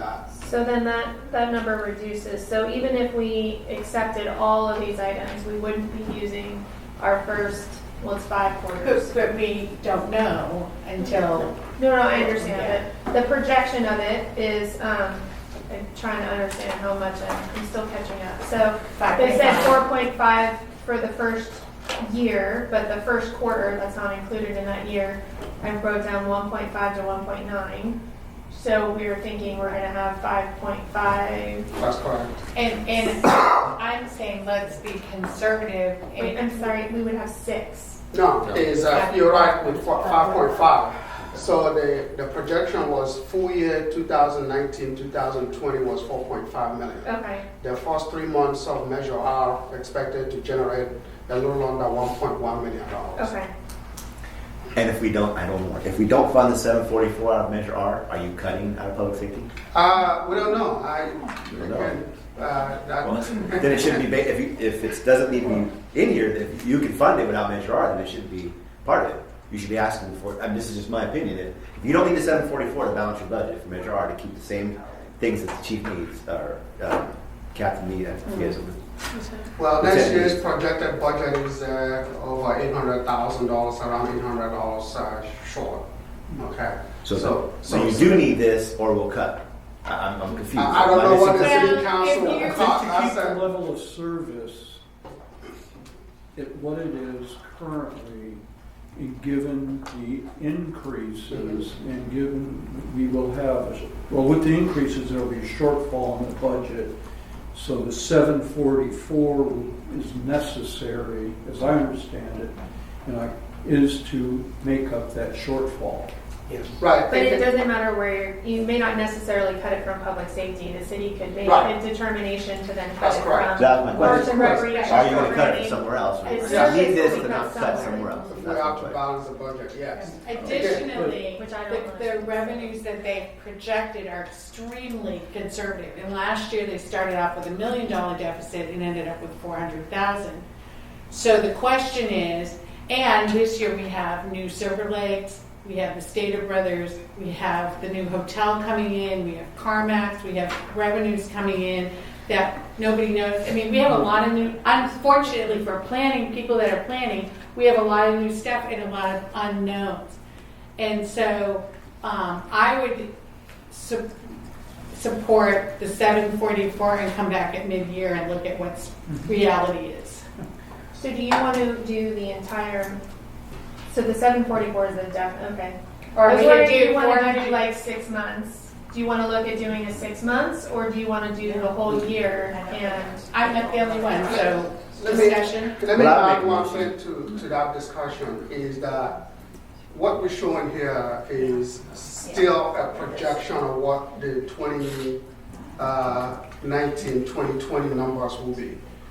Part of your duty here is we're going to come back to you when the actual numbers come in, and if those projections are higher than what the actuals turn out to be, the difference between those actuals and the budget estimates are funds that will go back to Measure R. They wouldn't be simply transferred to the general fund ultimately. So, and that will be the basis on which we work out everything here. Every expenditure is going to be ultimately based on the actual expenditures that are incurred for the projects.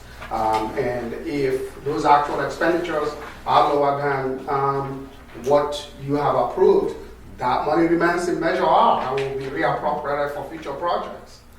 I make a motion that the Measure R committee. Wait, public comment first, please. Oh, okay. Yeah.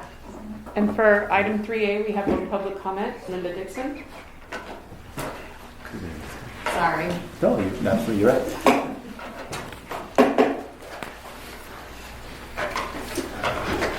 Sorry, guys. I have a couple questions. One for Andy, and I mentioned before that I was on the Waste Management Ad Hoc Committee.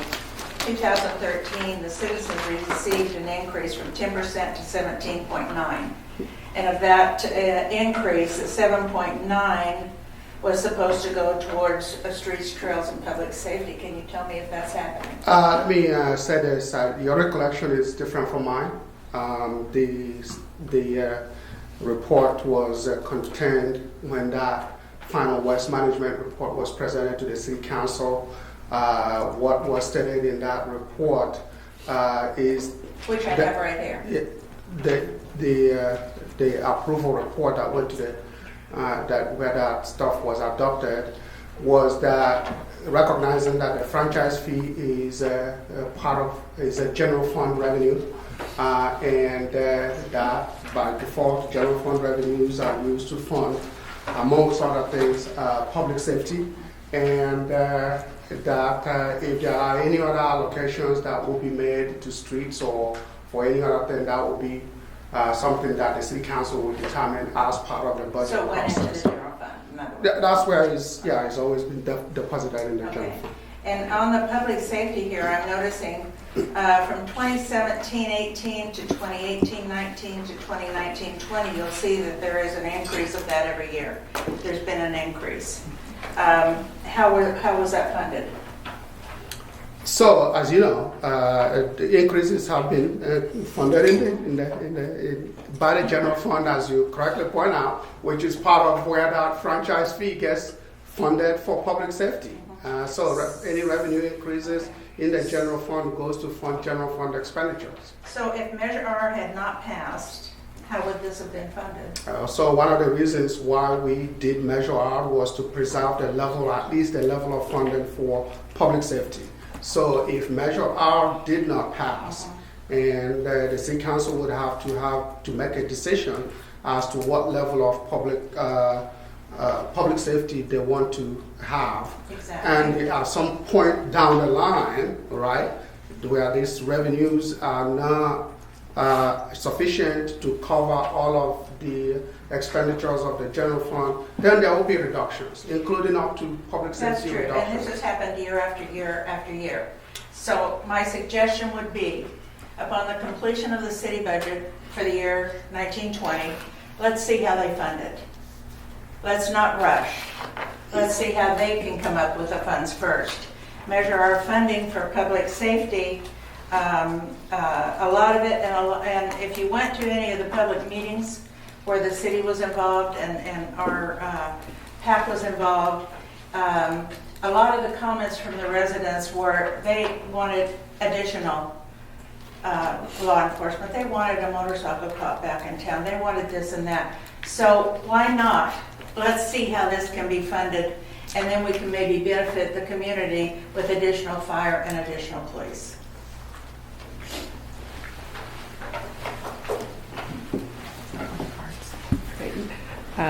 That concludes the comments on this item. Well, I agree with that. I'd like to make a motion Okay. that we, says that we agree to allocate funds for an additional traffic officer and an additional public safety officer, but that we wait till the budget's been done to see whether we have to fund anything additionally to avoid any cuts. We cannot fund, it's not part of the strategic plan. We can't add a cop now and we can later on.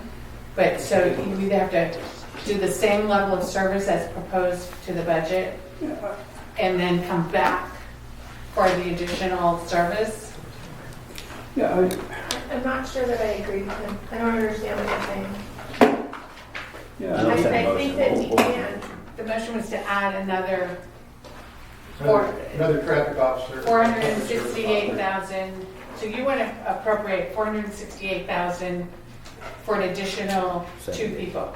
One's an officer and one's a, and not appropriate for any of that. Not yet.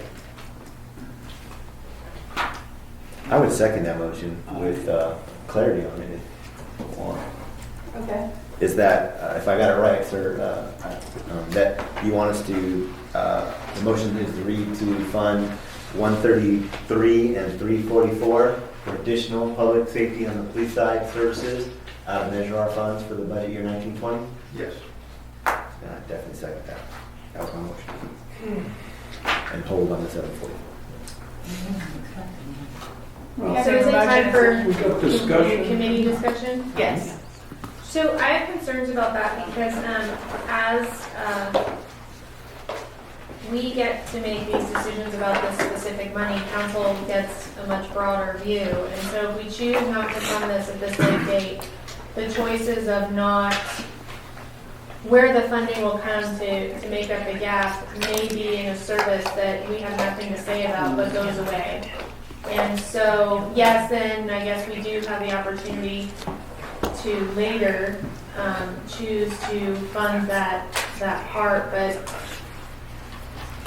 I think I don't think that I would be supportive of that motion now. I think that I'm more supportive of funding it for the 1 year stopgap and then having our planning sessions and learning more about what is going on so that city staff, we can make that statement to them 6 months in advance when the planning phase starts so that we would know what the impact is right away. I think unfortunately we're in this situation now where they have their final study session next week and then adoption is going to come soon, that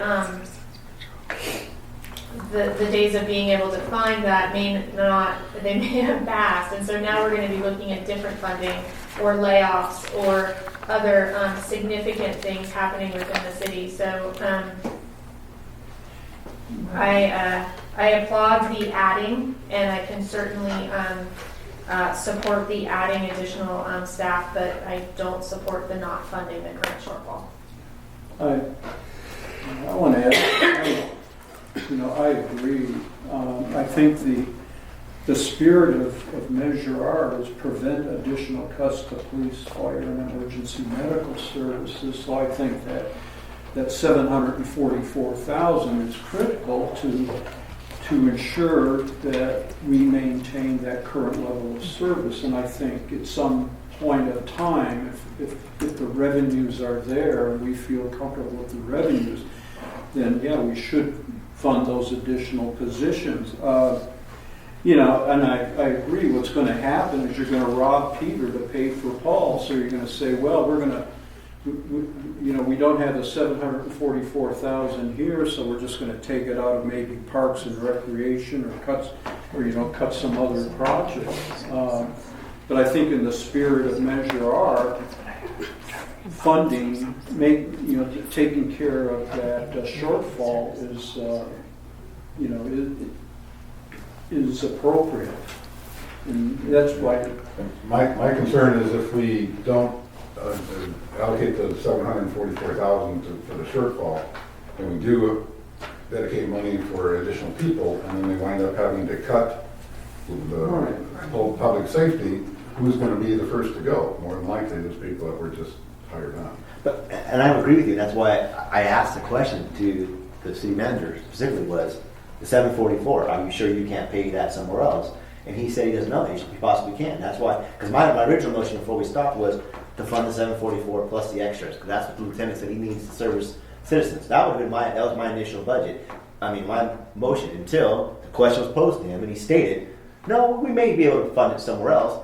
As the man said, that let's wait and see if they can budget. Now, if they come back and say, hey, we can fund 340, but we have to cut a tree trimmer or something, and that's something we can work with. But if it's possible 744 without impacting any other services in the city, that's what you do. Let me make sure I clarify that. And anything is possible. The reality of it is that is a decision that the city council has to make. The city council can decide to make this shortfall that they will draw from existing general fund reserves, fund balance to pay for it, that's the decision. But the reality of it is that you can't rely on that year after year after year. Eventually, there is no money in that savings account, and then something is got to give. Can it be paid from there? Yes, it can, based on if that's the city council's decision. But I know the county of Riverside always has a certain level that they maintain in their emergency fund. And do you want to keep drawing down on your emergency fund, and then when you get an emergency, it's empty? I think it's a dangerous path to take. What is the city council's recommended minimum reserve fund and what we have now. Right, so again, given that, again, this is not your policy, it's your decision to make, but the city council has set a requirement to have 25% of the general fund in emergency reserve. Okay, so the budget is approximately 21 million. So that amount is 5.4. 5.4 million required.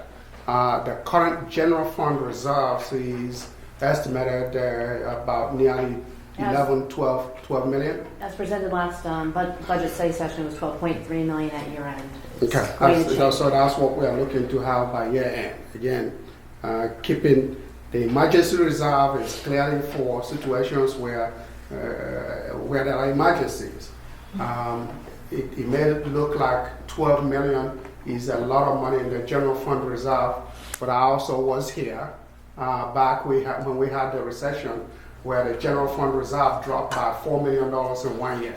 Okay, so that is just food for thought, that you can always go back to the general fund reserve to fund all cost increases.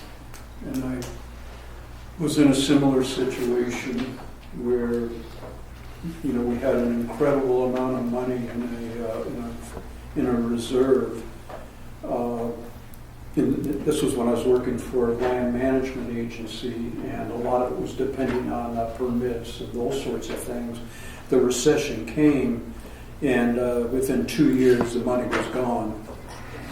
And we were laying, a lot of staff off, which is another, not a pretty... And our situation is sort of similar because we are very highly dependent on sales tax revenues. And that's what happened when our sales tax revenue dropped by 50%. Nearly in 1 year, we went.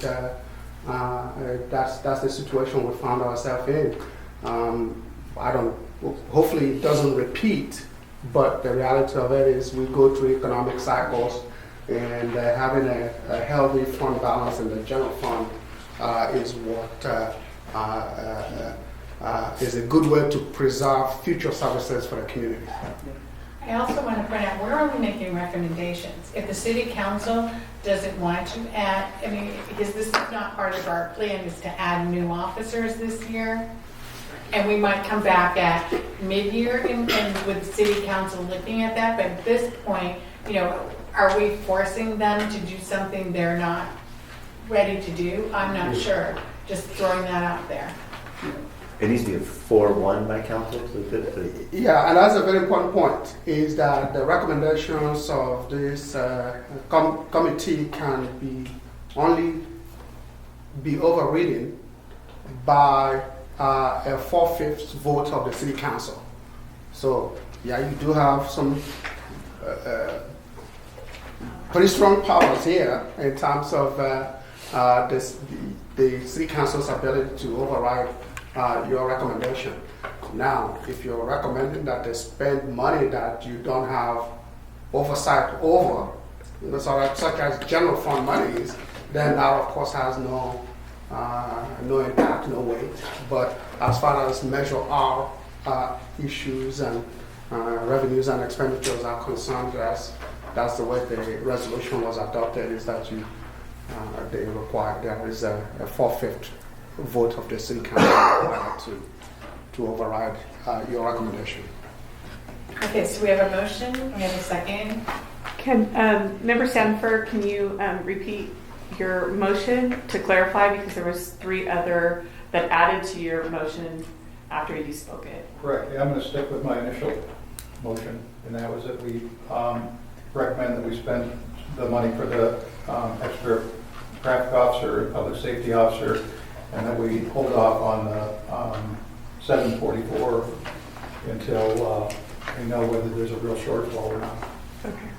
And then Member Capelli seconded that. Okay. So. And you're not interested in possibly separating the 2 ideas so that we could vote on the one and have one vote for voting on whether we're going to add and another vote for voting on whether we're going to support or fund the general fund shortfall? This, you could, if this does not pass, you could have a second motion for funding the 744. So this is the first motion on the table that has been made and seconded. Sorry, she wanted to take out the part of the motion. I'm asking for a friendly, I don't know how you would do it, how you work it here, but to possibly look at severing the two into a separate, you want to keep it together. You don't want to vote individually on each of those items. Member Sandifer can take a friendly amendment to his motion, and amend that. So are you interested in a friendly, friendly motion to vote on the first part and then to vote on the second part, to sever it into two motions? Yeah, I'll consent to that. Okay. So your So the first motion is that we allocate the money to hire the additional traffic officer and public safety officer. okay. Got this. Thank you. I didn't want to vote no. So we'll begin the voting. Committee Member Yates, Aye. and then Committee Member Werhey, Nay. and then Committee Member Sandifer. Aye. Okay. Committee Member Guy. I'm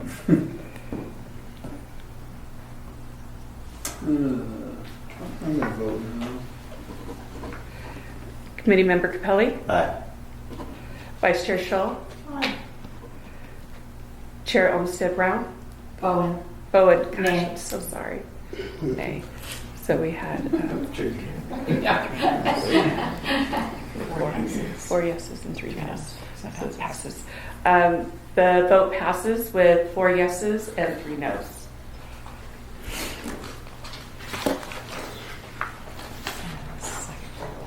And then the second part of the motion would be to approve the $744,000. I think his motion is to not approve. Right. To not recommend. It was 4 no, I thought. No, it's This is 3. She's got it right. So you split it into 2, so now we're voting on no. On No. Not to fund that. Okay, I took it Not as to yes. fund So not to fund the 744 at all. No. Correct. Okay. Okay. Yeah. So, we'll do that. Committee Member Yates. Madam City Clerk, could you, what are we voting now? What are they voting? The motion was made and separated with the friendly.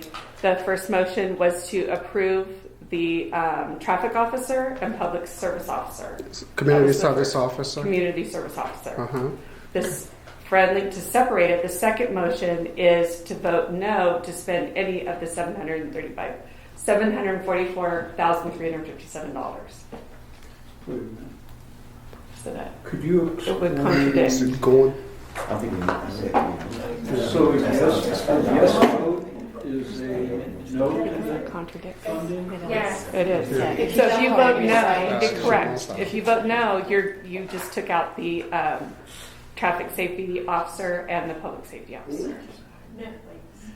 But now if you vote on the second part, if you... The first vote has passed that you've No, approved it. no, but I'm talking about the second part. If you vote no or if you vote yes to support voting no on spending, you've just taken away the money to pay for those 2 officers. I thought there was The 744. It's separate. So to clarify, Separate. is the motion to vote no on a recommendation to the city council to not fund 744 on Measure R? Yes. Correct. I mean, I don't know that you have to do anything with that. Basically, you can leave your votes as is, which means your only recommendation to the city council is to fund 1 traffic officer and 1 community service officer and nothing else with respect to public safety. So, That's easier, yes. so because again, I think it's us not voting on it to do it. It's a kind of implied that we're not voting to spend that money on it. They know we need to spend it. They're asking us. They know. And we can always, when we do mid-year budget review, we can always come back and say, okay, we will put that money in. So this isn't no forever. It's, no until we have more information. Correct. Yeah, hopefully the city will fund it. And fine, it's a new issue. Withdraw the motion. Okay. But it might be easier if I withdraw the motion. You could withdraw the Let somebody else motion. remotion that Correct. issue. So So it's more clear. I don't want to get people confused, whether I think to we're vote yes or confused. no. Okay. So let me withdraw that part of the motion. So member Sandifer is withdrawing his original motion that was voted. Not the one that's voted, the one Not that's the one not. we voted on, the one that's Okay, pending. the second We haven't voted on the second one. I think we might be a little confusing that our job, and I think the citizens have voiced it, is to recommend to the city council to spend money of Measure R. I don't think, and I could be wrong, that our recommendation should be what not to spend on Measure R. If we don't recommend it, that's obvious. So I think clearly us saying, hey, we want you to spend Measure R money, 134 and 344 for those extra officers for lieutenant, that's what we're recommending, so 2019-20. And that's what we voted yes on, right? Yes. Correct.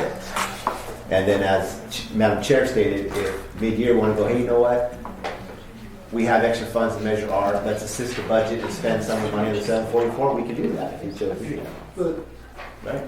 Yeah, that's absolutely true. So I'd like to make a motion That What? that the Measure R committee recommends $744,000 toward the toward the upkeep of the public safety shortfall. So just to be clear, so to be You're gonna clear- get your 1.16 yeah, so million. you're gonna, and I just want to make sure that is what the recommendation is. Creative way of looking at it rather than giving 1.1, you're saying take this money to fund additional public safety and take this to, it's But the city council. right. No, I just to be So it's clear. broken into two parts. Yeah, absolutely. Yeah, you can do that. Okay, so And that's what can I also point something out is that we're saying that it's not gonna be that much money, and you know that as well as I do, because they have to hire these people, they have to, Yeah. so it's probably gonna be At least 6 months. to 9 months before we start seeing the charges, so it'll probably be 50% of that when we come to actuals Well, we should do versus that for lieutenant, expenditure, So can we ask that question? Because I Yes, don't know how I it think works it's- with the contract. No, meeting, it's so still within the um, 1.6. I think. how does that work for you? Sure. Point The deputy sheriff position would be funded immediately and filled immediately as a dedicated position. The community service officer, obviously, we don't have a greater pool to pull from, so that would probably, yes, go out to a new hire process and bring them up to speed and training, which would be possibly a 6 to 9 month process. Because our community service officer pool is a lot smaller compared to our deputy sheriff, where we can grab a deputy sheriff and plug him into that position tomorrow. So, Lieutenant, to be clear, you're saying that the dedicated traffic deputy can be filled immediately. I know the last one took almost a year. So you now have sufficient. Yes, that one, as long as it's a dedicated, non-supported position, would be filled by the sheriff immediately. Okay. That being said, is that gonna, what if it's a position that's gonna be filled with overtime? Do we get hit for the overtime? Or is it gonna be a full-time, fully staffed position? It's not gonna be overtime. No, it would be a fully staffed position with a 2090 hour. What we look at is 2,090 hours of productive hours for the entire year. Okay.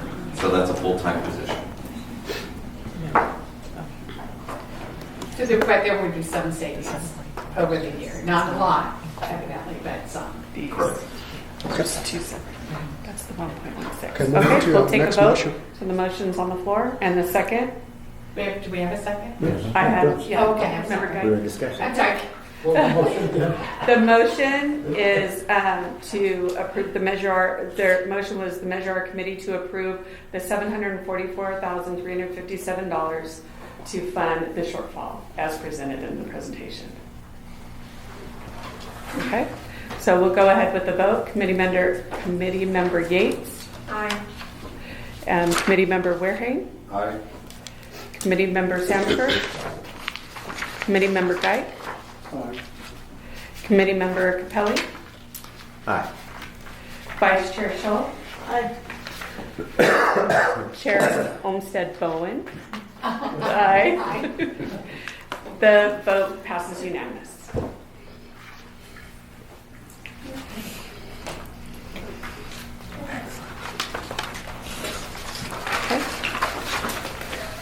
Based on the previous motion, take a simple majority of this committee to present to the city council. Four. Yes. Yes. So, Madam Chair, how would you like to proceed? Okay, it's 8 o'clock. I would like to suggest that we defer streets and projects until what do we say, a week after the council meeting, the Wednesday after the council meeting, so the council meeting, my calendar. The June 26th, which was going to be the 5th. And if, Okay. Member Capelli cannot attend, then we will do a video for him. I don't think we can do Chair Olmsted Bowen, what date? You're saying the week following? The only date I know for sure I can't make Is that on the 12th? 26th. Because June 12th. There's a planning Planning commission commission. meeting that evening at 7 p.m. And then 5th and the 19th are council meetings. So our regular meeting is going to be the 26th, Correct. So anything in between there that there's not other stuff? We could do Tuesday the 11th or Tuesday June 18th. I would prefer the 11th. Me too. Good. I make a motion for the 11th. We need a motion, right? Special meeting. Do we need a motion for special meetings? Yes. Yes. I'd like to make a motion that we have a special meeting on the 11th of June in this location at 6 p.m. for Visual Art Committee. Second. Okay. At 6 p.m., correct? Correct. Because there's no Wednesday available for June. I'm off that day, so I won't be here. I Case of cancel. Brian gets to get you money. That's right. That's right. Let's have it. There's also available Monday the 10th or 17th, if that is.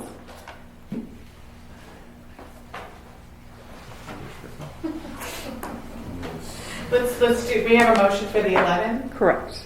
So, do we have a second? Chair, it's an issue for me, just because that's the night of our council meeting that I staff. Oh. Because it's Tuesday night. The last Tuesday of the month is dark, but that Tuesday is not. No, we have economic development on the It's last. not the best, so they were just, they heard me During say the that, day so of they were Tuesday. looking at some other dates in case there was other dates that were available. If not, I'll figure it out. The 10th?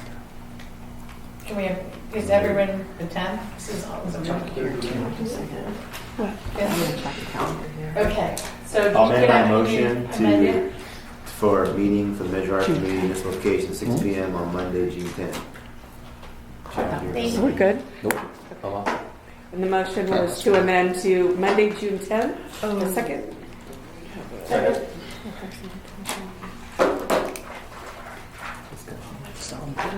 Okay. And let's vote. Committee Member Yates. Aye. Committee Member Wareham. Aye. Committee Member Sandiford. Aye. Committee Member Geik. Committee Member Capelli. Aye. And Vice Chair Schultz. Chair Olmsted Bowen. Okay. Motion passes unanimously. Can I ask some questions about the agenda for that night? Great. Sorry, I know I asked other questions. So we obviously have items from this meeting to continue, but is it appropriate to start our conversations, our planning conversations that we've been talking about tonight of what we, or is it, do you want to finish with this agenda and then move those to the 26th? I think we should finish with this agenda only because of the time constraints and, Okay. with the budget hearing, because the budget hearing is the following Wednesday. I was just thinking if we have. No, it's a week, it's 10 days after that. The We might 19th. have some staff assignments associated with planning conversations, so we might would want to provide that information in advance. So if we're not doing that, then, because I think there were some questions about 10-year projections on the contracts, some other bonding, and some other conversations. So if we're not discussing that, then I think we should be clear. So the intention is just to do the remainder of this. Yes, and then we can, after that, start looking at bonds and get the numbers from Chad and those kind of things to move forward. Okay. So we're skipping D&E, is that what you're saying, or? I'm sorry, what? I apologize, I can't hear that well. So we're We're gonna, skipping D&E, was that at this point? we're deferring them. We're deferring them to. We're deferring them to the 10. And, Chad, any information, additional information you could bring us would be great. In what regard? In regards to like the big plan, the 5-10 year CIP. Don't you have a 5-year CIP? Only for certain funds that actually have designated, but we didn't do a 5-year CIP for these funds because it's something that's allocated every year. And the funding for Measure A is outlined, but that's the allocated $700,000 for Measure A. And SB1 is a year-by-year submittal to the state, not a 5-year projection. So to answer your question, no, I don't have a complete 5-year schedule of what, because I don't know the money I would have. I just have a list of all my streets, their current scores, etc., that type of thing. So Is there somewhere that gives a total picture of when all the other projects are happening and you're not doing the street because water is going to be here or because so and so's going to be here? only partially. I mean, maybe 10% worth of what we have. Again, it's since there's really not much water money, I can't plan out very far. Because if we're approving to get streets done, but you're saying that streets are being deferred because water's there, because I want to know when they're going to be there. Well, you do have the PMS, right? Oh, yeah. That might be useful. When a pipe breaks, that's when the street gets done. I would And like they break a to. lot. I would like to request that the director bring some additional fencing options, specifically the cost of doing the fencing for 6th Street.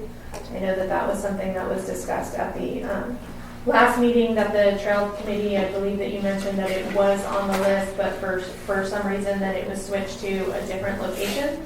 I just request that you bring the amount for 6th Street. That's about $200,000. Okay.